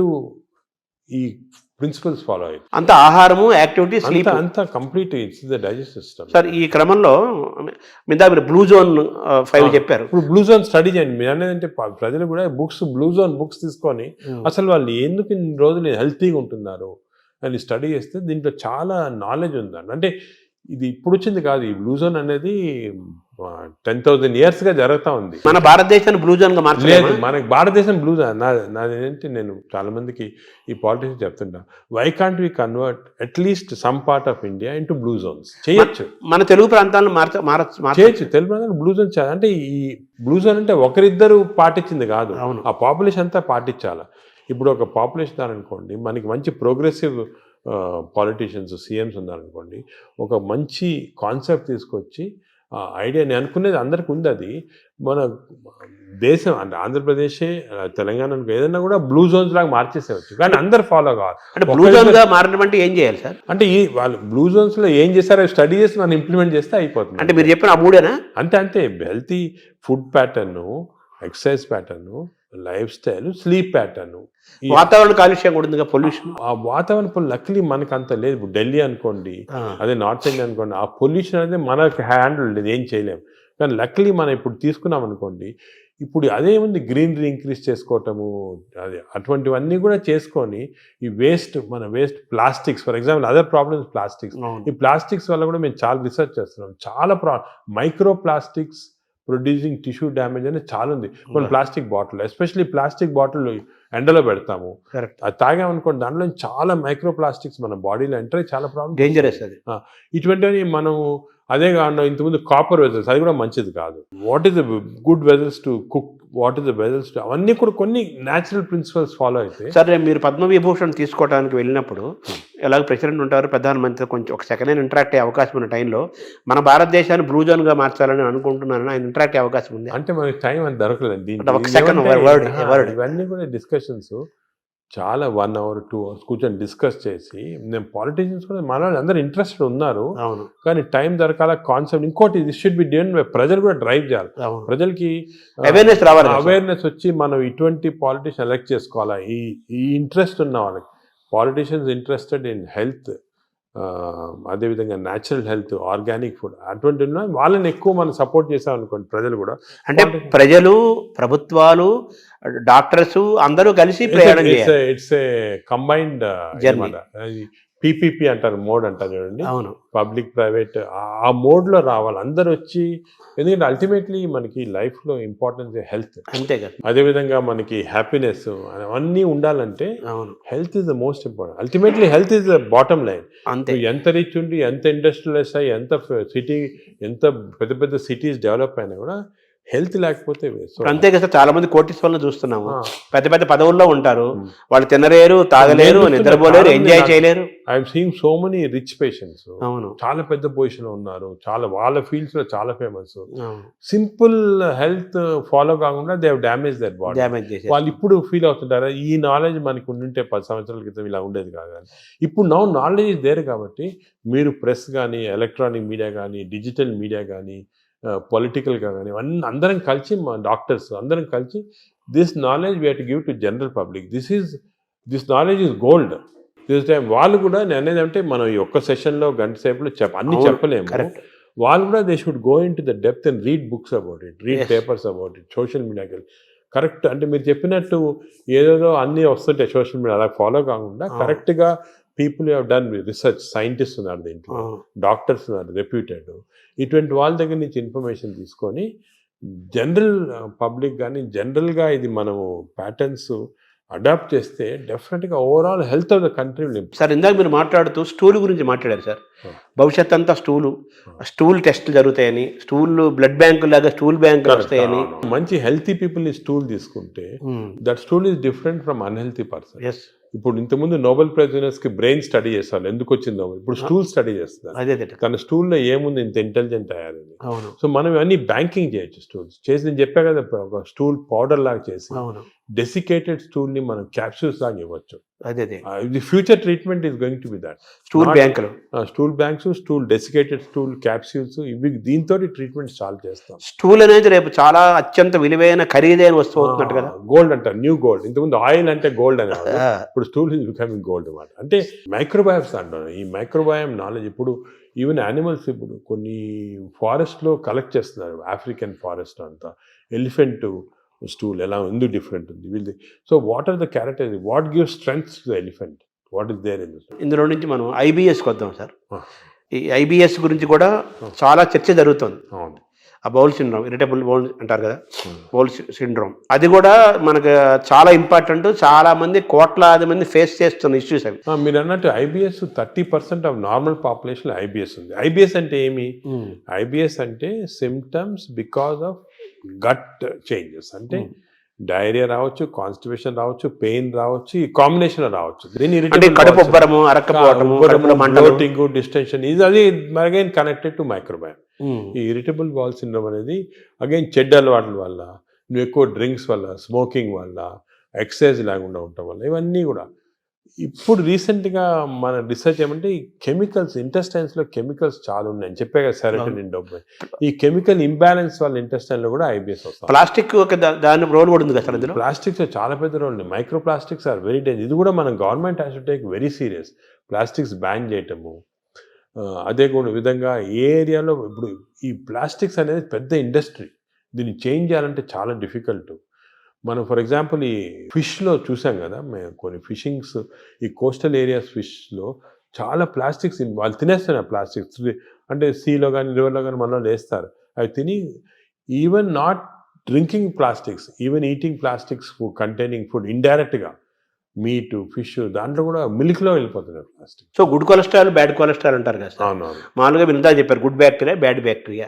ఈ గుడ్ కొలెస్ట్రాల్ని పెంచుకోవటం, బ్యాడ్ కొలెస్ట్రాల్ని పోగొట్టుకోవటం కూడా మనకి ఈ బ్యాక్టీరియా దీనికి మైక్రోబియం లింక్ అయి ఉంటుంది. లింక్ ఉంది, లింక్. ఎందుకంటే ఇప్పుడు గుడ్ కొలెస్ట్రాల్ అంటే ఏమి అగే ఇది కూడా పోలీస్ మ్యాన్ లాగా. కొలెస్ట్రాల్ బాడీలో రొటేట్ అవుతుంది కదా, ఆల్ ద ఎల్డిఎల్ కొలెస్ట్రాల్ అంటాం. These are all bad people, terrorist, వీళ్ళందరూ they are bad people. HDL cholesterol అనేది పోలీస్ పీపుల్. ఈ హెచ్డిఎల్ కొలెస్ట్రాల్ కాన్స్టెంట్లీ బాడీలో తిరుగుతూ ఉంటుంది. ఎక్కడెక్కడ ఈ బ్యాడ్ కొలెస్ట్రాల్, బ్యాడ్ పీపుల్ ఉంటే తీసేస్తూ ఉంటుంది అన్నమాట. సో హెచ్డిఎల్ కొలెస్ట్రాల్ ఎక్కువ చేసుకోవాలి మనం, అంటే గుడ్ కాప్స్ని ఎక్కువ చేసుకోవాలి, గుడ్ పోలీస్ వాళ్ళని ఎక్కువ చేసుకోవాలి. అది ఫుడ్ హ్యాబిట్స్, ఎక్సర్సైజ్, కొన్ని పర్టికులర్ టైప్స్ ఆఫ్ ఫుడ్లో కూడా హెచ్డిఎల్ కొలెస్ట్రాల్ ఇంక్రీజ్ అవుతుంది. ఇవి చేసి అవి హెచ్డిఎల్ కొలెస్ట్రాల్ నార్మల్గా 40 లిమిట్, 40 కన్నా తక్కువ ఉంటే మంచిది కాదు. మీరు బ్లడ్ ల్యాబ్లో చెక్ చేసుకోవచ్చు. మీ హెచ్డిఎల్ కొలెస్ట్రాల్ 40 కన్నా తక్కువ ఉంటే మంచిది కాదు, అది ఇంక్రీజ్ చేయాలి. అబోవ్ 60 ఉంటే మంచిది, అంటే ఎక్కువ పోలీస్ వాళ్ళు ఉన్నారు మీ బాడీలో. ఈ ఎల్డిఎల్ కొలెస్ట్రాల్ 100 కన్నా ఎక్కువ ఉండకూడదు, మంచిది కాదు. 100 కన్నా తక్కువ ఉంటే 70, ఇప్పుడు మేము న్యూ లిమిట్ 70 పెట్టాము. ఎల్డిఎల్ కొలెస్ట్రాల్ 70 కన్నా తక్కువ ఉండి హెచ్డిఎల్ కొలెస్ట్రాల్ 60 కన్నా ఎక్కువ ఉంటే అంటే మంచి కాప్స్ ఉన్నాయి బాడీలో, ఈ టెర్రరిస్ట్ని, థీవ్స్ అని తీసేస్తున్నాయి అన్నమాట. సో అది ఏం చేయాలి, 60 HDL, less than 100 or less than 70 LDL cholesterol. Sir ఈ క్రమంలో మీరు బాగా అవేర్నెస్ తీసుకొచ్చే టాపిక్స్లో ఫ్యాటీ లివర్ ఒకటి తీసుకొస్తున్నారు కదా సార్. ఆ ఫ్యాటీ లివర్ పెరుగుతుంది కదా ఇప్పుడు చాలా. ఇది ఎపిడమిక్ అండి ఫ్యాటీ లివర్. నేను I'm very worried about it. ఎందుకంటే మేము స్టడీ చేస్తున్నాం పాపులేషన్స్ 30-40%లో మన ఇండియాలో ఈ ఫ్యాటీ లివర్ ఇండియాలో ఎందుకు ఎక్కువ ఉన్నాయంటే మన జీన్స్లో కొన్ని ఫాల్ట్ ఉంది. ఇండియన్ జీన్స్, మిడిల్ ఈస్టర్న్ జీన్స్లో కొంచెం ఫాల్ట్ వల్ల ఫ్యాటీ లివర్ ఈజీగా వస్తుంది. పొట్టలు వస్తుంటాయి. స్కాన్ చేసుకుంటే ఫ్యాటీ లివర్ కనపడుతుంది. ఈ లివర్ కూడా గట్ తర్వాత second most important organ is liver. ఈ liver is controlling heart. Fatty liver ఉన్న వాళ్ళు ఫ్యాటీ లివర్తో చనిపోరు. ఫ్యాటీ లివర్ ఉన్న వాళ్ళు హార్ట్ డిజీజ్తో చనిపోతారు, బ్రెయిన్ డిజీజ్ అంటారు. ఈ ఫ్యాటీ లివర్ కరెక్ట్ చేస్తే వాళ్ళు హార్ట్ కరెక్ట్ పోయి బ్రెయిన్ కరెక్ట్. ఫ్యాటీ లివర్ ఎలా కరెక్ట్ చేసుకోవాలి? ఫ్యాటీ లివర్ కూడా అగైన్ ఈ అన్ని ఎక్సర్సైజెస్ ఇవన్నీ కాకుండా మనకి కొత్త టెక్నాలజీ, కొత్త మెడికేషన్స్ అన్నీ వస్తున్నాయి ఫ్యాటీ లివర్ కరెక్షన్కి. ఫ్యాటీ లివర్కి మైక్రోబయామ్కి చాలా సంబంధం ఉంది. ఫ్యాటీ లివర్కి ఇంటెస్టైన్స్కి చాలా సంబంధం ఉంది. నవ్ వీఆర్ డూయింగ్ కొత్త రీసెర్చ్ ఏమంటే ఈ ఇంటెస్టైన్ డియోడనల్ మ్యూకోజాని మేము మార్పుడు చేస్తున్నాం ఎలక్ట్రోపోరేషన్ అనే టెక్నిక్ తోటి. అంటే చేంజ్ చేసేవచ్చు. చేంజ్ చేస్తే దాంట్లో ఫ్యాటీ లివర్ తగ్గిపోతా ఉంది అక్కడ. అంటే ఫ్యాటీ లివర్ నేను చేయటం లేదు, చిన్న ప్రేగుల్లో డియోడనంలో ఎలక్ట్రోపోరేషన్ చేసి ఆ మ్యూకోజాని చేంజ్ చేస్తే ఫ్యాటీ లివర్ నార్మల్ అయిపోతాం. ఇంకా కొంచెం చాలా రీసెర్చ్ జరుగుతుంది. అది విచిత్రం. We are going to come with a new device with which we can change the duodenal mucosa. దీన్ని డియోడినల్ మ్యూకోజల్ రీసర్ఫేసింగ్ అంటారు. అది చేస్తే లివర్లో ఫ్యాట్ పోతాం. తర్వాత ఇప్పుడు ఈ క్యాన్సర్ పెరుగుతోంది, దాని మీద కూడా మీరు రీసెర్చ్ చేస్తున్నారు. అలాగే షుగర్ను కూడా మనం రివర్స్ చేయొచ్చు అని కూడా దాని రీసెర్చ్ చేస్తున్నారు. వేరే సబ్జెక్ట్ లేదు, వేరే దాని. ఇప్పుడు మనం చేస్తున్న ప్రధానమైన రీసెర్చ్ ఏంటి సార్ ప్రస్తుతం? అంటే ఇవన్నీ ఏరియాలో మేము మామూలుగా మెటబాలిక్ హెల్త్ పైన చేస్తున్నాం ఎక్కువ. మెటబాలిక్ హెల్త్ అంటే ఇవన్నీ fatty liver, obesity, diabetes, heart disease, sugar, BP, ఇవన్నీ కూడా కొలెస్ట్రాల్ అన్నీ మెటబాలిక్ హెల్త్ కింద వస్తుంది. దీనిపైన చాలా రీసెర్చ్. అంటే నేను చెప్పినట్టు ఒక రోజు మాట్లాడుకోవచ్చు మన రీసెర్చ్ గురించి. మేమేం చేస్తున్నాం అంటే మా యానిమల్ ల్యాబ్, మా దగ్గర పెద్ద యానిమల్ ల్యాబ్ ఉంది. యానిమల్ ల్యాబ్లో రీసెర్చ్ చేసి హౌ టు ట్రాన్స్లేషనల్ రీసెర్చ్ అంటారు. We have India's largest translational research centre.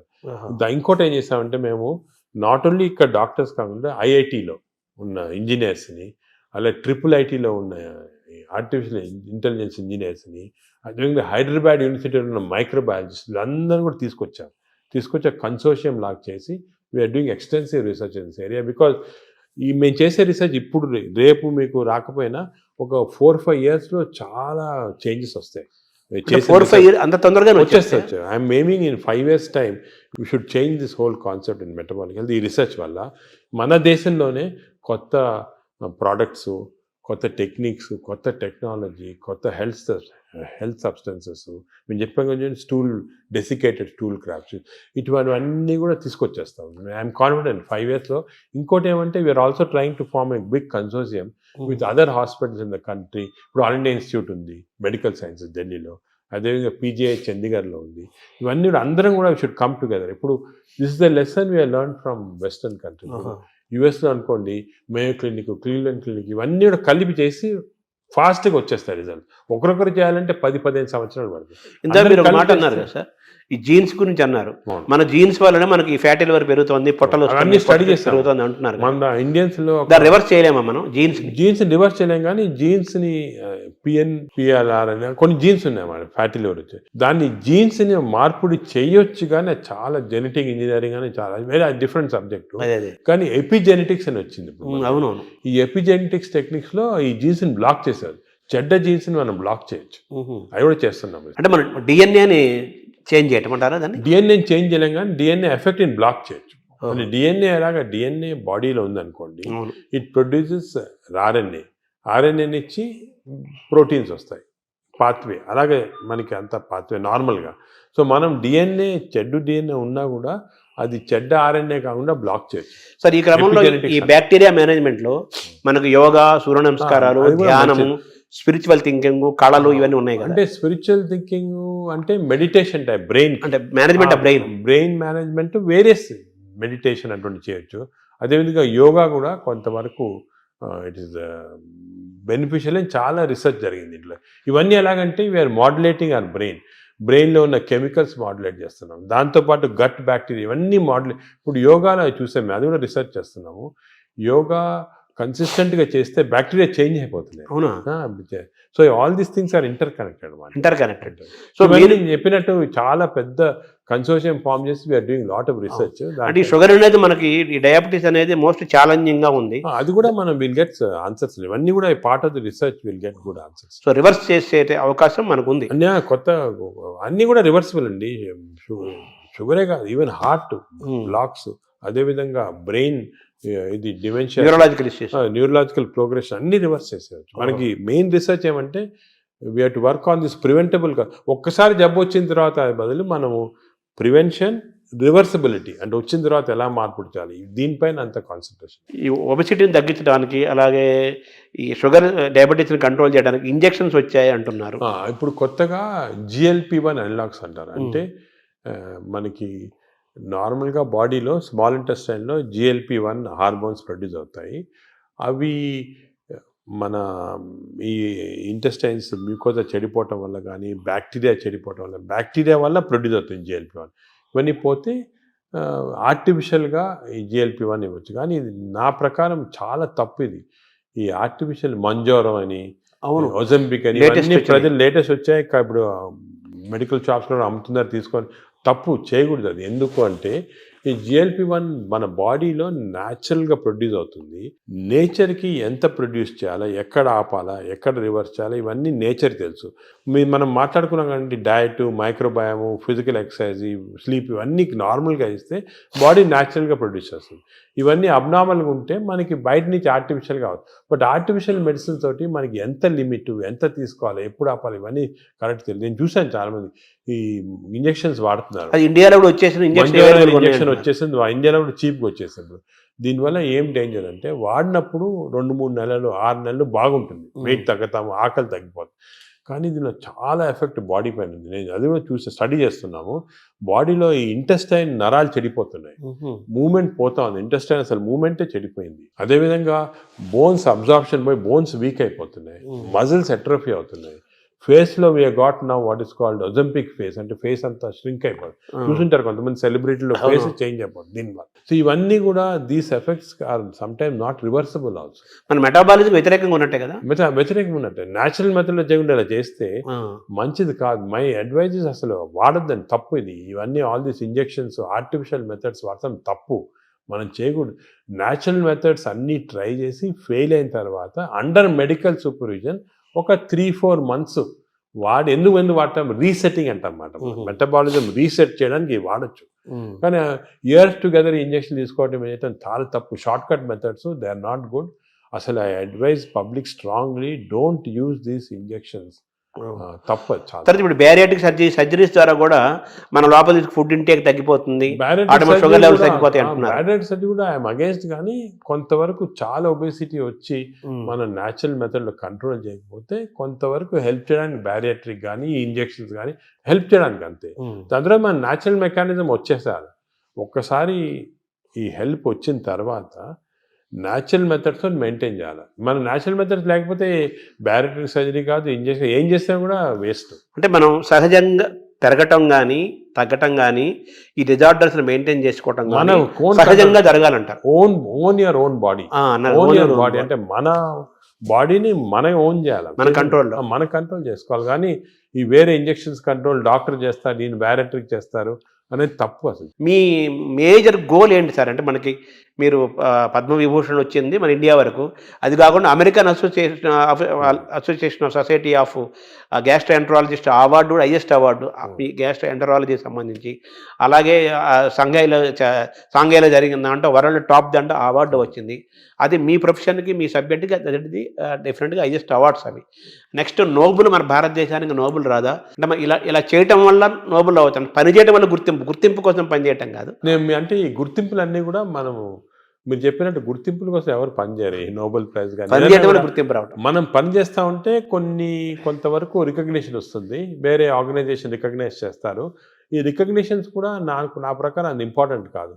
సరే ఇయర్ పద్మవిభూషణ్ వచ్చింది, మేము సంతోషపడతాము, ఓ రెండు సంవత్సరాలు మర్చిపోతాం. ఇంకేమైనా అడిగారనుకోండి వచ్చిందా, ఆయనకు వచ్చిందా అలాగంటారు. అంటే ఈ అవార్డ్స్ అన్ని కూడా ట్రాన్సియెంట్, జన గుండెల్లో ఉండాలి. మనకు కాదు అసలు, మనం దీని గురించి కూడా ఇంపార్టెన్స్ ఇవ్వకూడదు. ఇవన్నీ టెంపరీగా ట్రాన్సియెంట్గా ఏదో recognition. But our goal should be మనం సొసైటీకి ఏం చేయొచ్చు, ఎలాగ మార్పుడి చేయొచ్చు. ఇండివిజువల్గా డాక్టర్స్ అందరూ కూడా అందరూ బాగా పనిచేసి దే హెల్ప్, చాలా మందికి పేషెంట్స్ హెల్ప్ చేస్తారు, లైఫ్ సేవింగ్ చేస్తారు, అవన్నీ చేస్తారు. ఆ సాటిస్ఫాక్షన్ అనేది వస్తుంది అన్నమాట. అంటే ఈ ఏఏజీ యొక్క మేజర్ గోల్ ఏంటంటే అంటే మాకు ఇప్పుడు పబ్లిక్ అంటే ప్రజల్లో హెల్త్ గురించి ఒక మార్పుడి రావచ్చు. It has to be done in ethical way, proper way.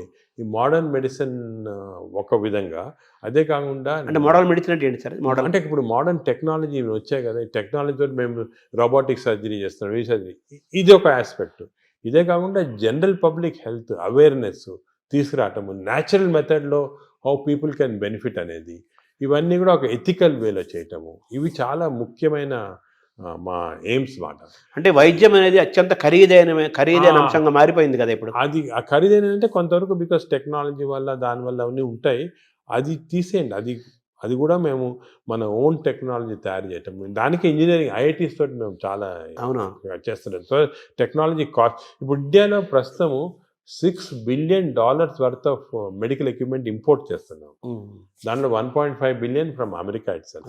ఈ ఇంపోర్ట్స్ ఎలా తగ్గించవచ్చు, ఎలాగ దీన్ని జీరోకి తీసుకురావాలా, ఇటువంటి అన్నీ ఒకే. సో మన టెక్నాలజీ చీప్లో వస్తే అదే సేమ్ థింగ్ విల్ ట్రాన్స్ఫర్. అంటే మనం ఇందాక ప్రారంభంలో మాట్లాడుకున్నట్టుగా మన ఫుడ్ హ్యాబిట్స్ మారడం వల్ల ఆ యూరోపియన్ బ్యాక్టీరియా నుంచి మన బ్యాక్టీరియా మనం తెచ్చుకోవాలి. న్యాచురల్ మెథడ్లు ఎలా చేయొచ్చు, పబ్లిక్ నేచర్ అంటే న్యాచురల్గా బాగా హెల్తీగా ఎలా ఉండొచ్చు.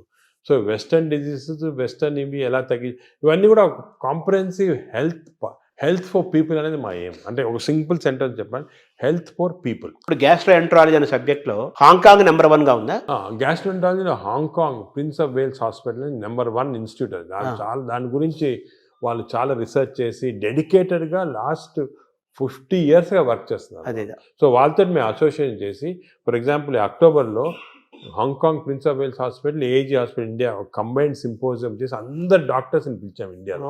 సో వాళ్ళు కూడా దే కెన్ లెర్న్ అక్కడ ఏం చేస్తున్నారు, మనం ఏం చేయొచ్చు, మనం అంటే ఇవన్నీ కూడా. ఇంకోటి ఏమంటే మెడిసిన్ ఇంపార్టెంట్, కాన్స్టెంట్గా వేరే వాళ్ళ చేత నేర్చుకోవాలి.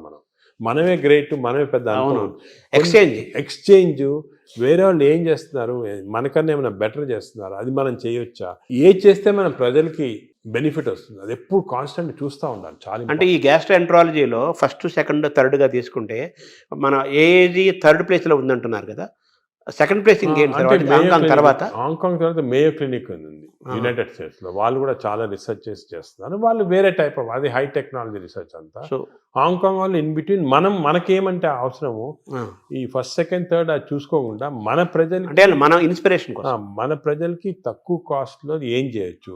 ఇప్పుడు హాంకాంగ్లో ఏం చేస్తారు, మేయో క్లినిక్లో ఏం చేస్తున్నారు, అదేవిధంగా ఇటలీలో జెమినీ హాస్పిటల్ ఉంది, వాళ్ళు కూడా 4th ప్లేస్లో ఉన్నారు, వాళ్ళు ఏం చేస్తారు. ఇవన్నీ కూడా మన దగ్గర అడాప్ట్ చేసి తక్కువ ఖర్చులో మన ప్రజలకి ఎలాగ బెనిఫిట్ చేయొచ్చు, how can we work for that అనేది మా డాక్టర్స్ అందరూ కూడా ఆ కల్చర్ ఒకటి వచ్చింది మాట. సో నెలకు ₹1,00,00,000 జీతాన్ని కూడా ఇవ్వడానికి 10 ఏళ్ల క్రితం మీకు అవకాశం వచ్చినా కానీ అవన్నీ వదులుకొని ఇక్కడే ఉంటున్నందుకు, ఏజెంట్ డెవలప్ చేస్తున్నందుకు మీరు తృప్తిగా ఉన్నారా? నాకైతే చాలా తృప్తి, సాటిస్ఫాక్షన్. ఎందుకంటే నాకు యూఎస్ఐలో ఆఫర్స్ వచ్చినప్పుడు అక్కడ ఒక జూయిష్ డాక్టర్ ఉండేవాడు. ఆయన చెప్పాడు, మీకు హార్వర్డ్లో బెస్ట్ హాస్పిటల్లో నీకు ఇంత పెద్ద ఉద్యోగం వస్తే ఎందుకు వద్దనుకోని ఇక్కడ వచ్చి. నేను అన్నాను, సార్ నేను వచ్చి నెలకు ₹1,00,00,000 అది అన్నాడు. నేను వచ్చి లేదు వస్తా అని వచ్చిన తర్వాత ఇప్పుడు ఆయన వాళ్ళ స్టూడెంట్స్ మన దగ్గర ట్రైనింగ్ పంపిస్తున్నారు. హార్వర్డ్ ప్రొఫెసర్ ఈ sending his students for training to AG. ఆయన లెటర్ రాస్తాడు, నువ్వు చేసిన డిసిషన్ కరెక్ట్ డిసిషను, ఇన్ని 30 సంవత్సరాల క్రితము వద్దనుకొని వచ్చేయటం ఇక్కడ మంచిదైంది. ఎందుకంటే అల్టిమేట్గా ఇప్పుడు ఎవ్రీబడి హ్యాస్ ఎ లైఫ్, కానీ మనం ఎంత కాంట్రిబ్యూట్ చేస్తాం, మన వల్ల ఎంతమంది బెనిఫిట్ అయ్యారు, అది చాలా ఇంపార్టెంట్. మన ప్రజలు ఎంత బెనిఫిట్ అయ్యారు, మన దేశానికి మనం ఏం చేయగలం, మన నేలకి, మన భూమికి మనం ఏం చేయగలుగుతున్నాము, అది ముఖ్యం. అంటే వేరే వాళ్ళు బయటకు వెళ్ళి చేసిన వాళ్ళు I'm not finding fault, but మనకి ఇక్కడ ఆపర్చునిటీ. ఇప్పుడు మాకేమంటే ఆపర్చునిటీస్ వచ్చాయి, అందరికి రాకపోవచ్చు. లక్ అనేది ఆపర్చునిటీ వాళ్ళకి ఇది కూడా ఉంటుంది కదా. అంటే సొసైటీ వాళ్ళు హెల్ప్ చేసిన, మీరు చెప్పినట్టు రాత, డెస్టినీ, అదే గవర్నమెంట్ కూడా హెల్ప్ చేయటము, అన్ని గవర్నమెంట్ కూడా బాగా హెల్ప్ చేస్తారు. సో మిమ్మల్ని మీరు రివ్యూ చేసుకుంటే ఒకసారిగా మీ కెరీర్ని మేజర్ ఇన్స్పిరేషన్స్ కానీ లేదా టర్నింగ్ పాయింట్స్గా తీసుకుంటే, మీరు పెథాలజిస్ట్గా ఉండాల్సింది ఇట్లోకి నాన్నగారి అడ్వైస్ తోటి గ్యాస్ట్రో రావటం ఒక సబ్జెక్ట్ ఒకదాన్ని చెప్పచ్చు. నాకు చాలామంది చిన్నప్పటి నుంచి మా టీచర్స్ కానీ, పేరెంట్స్ కానీ, లీడర్స్ కానీ, సొసైటీలో చాలామంది ఇన్స్పిరేషన్ కానీ హెల్ప్ చేశారు. మామూలు నేనేమంటే ప్రతి వాళ్ళు కూడా I see something what is the positive and try and adapt చూసుకుంటామాట. అలా చూసుకుంటే లాట్ ఆఫ్, అంటే అందరూ నాన్నగారేనా మీ పెథాలజీ గ్యాస్ట్రోఎంట్రాలజీ రావడానికి మేజర్గా? మా ఫాదర్ చాలా స్ట్రిక్ట్ మనిషి. ఆయన లైఫ్ లాంగ్ కూడా సర్వీస్ చేసి థౌజండ్స్ ఆఫ్ స్టూడెంట్స్ని ట్రైన్ చేసి సొంతంగా ఏం చేసుకోలేదు. అంటే ఆయన పాపం డబ్బు ఏం చేసుకోలేదు. చాలా ఆయన మామూలుగా ఇంట్లో ఉంటే కూడా చిన్న బల్బు ఆన్ చేసి, ఎలక్ట్రిసిటీ ఎక్కువ అవుతుందని చెప్పి బల్బులు కూడా ఆన్ చేశాడు కాదు, చిన్న బల్బ్ కింద కూర్చుంటారు చేసి చాలా పబ్లిష్ చేసి ఒక కల్చర్ అనేది మా దాంట్లో ఇంబైబ్ చేశాడు. నువ్వు ఇలా ఉండాలా, ఇది ఇంపార్టెంట్, సొసైటీకి ఏమైనా చేయాలి, కానీ నువ్వేమైనా చేసుకుంటే ఏం లాభం వేస్ట్ అని చెప్పి ముందు నుంచి నన్ను ఎంకరేజ్ చేశారు. ప్రాక్టీస్ వద్దు, you setup institution, do research, do service అని. ఆ మెయిన్గా ఆయన ఉన్న ఎయిమ్స్ అనేది మాకు బాగా ఇన్కల్టేట్ అయిపోయి దాని గురించి ఆ పాత్వే ఫాలో అవుతున్నాం. ఆయన కూడా మన దేశం, మన నేల అనే ఫీలింగ్ ఆయన కూడా చాలా ఎక్కువ. ఆయన కూడా వాషింగ్టన్ ఆర్మ్స్ఫోర్డ్ ఇన్స్టిట్యూట్ అని చాలా పెద్ద అమెరికన్ ఇన్స్టిట్యూట్లో వర్క్ చేసి వచ్చారు. ఇక్కడికి వచ్చి మన ఫస్ట్ విశాఖపట్నంలో ప్రొఫెసర్గా వచ్చాడు పెథాలజీ, దాని తర్వాత కర్నూలు, గుంటూరు, దాని తర్వాత హైదరాబాద్లో డైరెక్టర్ ఆఫ్ మెడికల్ సైన్స్, అదేవిధంగా నిజామ్స్ ఇన్స్టిట్యూట్ ఫస్ట్ డైరెక్టర్ ఆయన. అవన్నీ మన కాకల సుబ్బారావు గారి కంటే ముందు కాకల సుబ్బారావు ముందు ఫస్ట్ నాన్న డైరెక్టర్, దాని తర్వాత సెకండ్ కాకల సుబ్బారావు. సో అలాగా ఫుల్ సర్వీస్. ఆయన చూస్తే ఒక ఇన్స్పిరేషన్, అరే అసలు ఆయనకి ఏం వేరే ఇది లేదు, ఈ కూడా మేడ్ లాట్ ఆఫ్ మనీ, కూడా గాన్ ఇన్ డిఫరెంట్ రూట్, అవన్నీ ఏం లేకుండా ఇంత. అంటే మిమ్మల్ని మీరు ఇప్పుడు ఎలా మేనేజ్ చేసుకుంటున్నారు సార్? మీకు ప్రొఫెషనల్ స్ట్రెస్ అలాగే మీకు అందరిలాగే మీకు 24 hours కదా.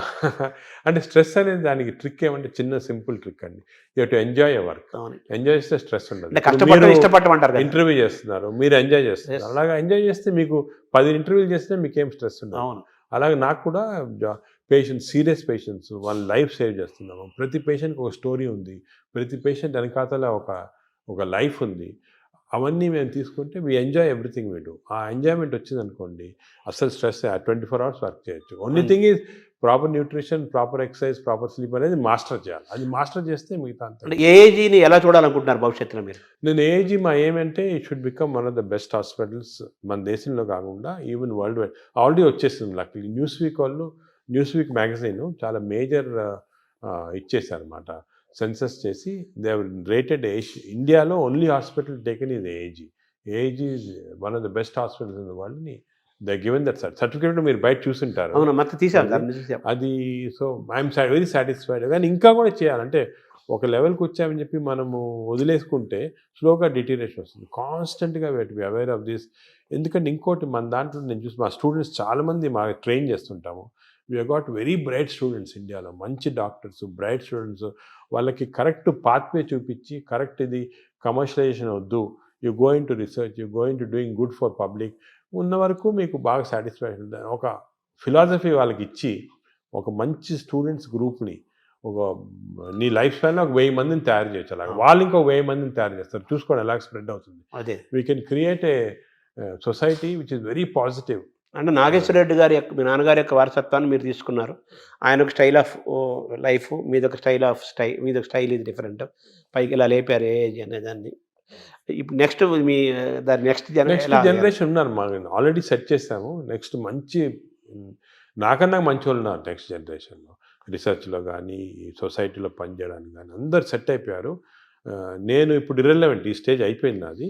నా పని అయితే అయిపోయింది. నెక్స్ట్ జనరేషన్ ఆల్రెడీ స్టార్ట్ చేశారు. నేను ఇప్పుడు ఉన్నా లేకపోయినా కూడా డిఫరెన్స్ లేదు.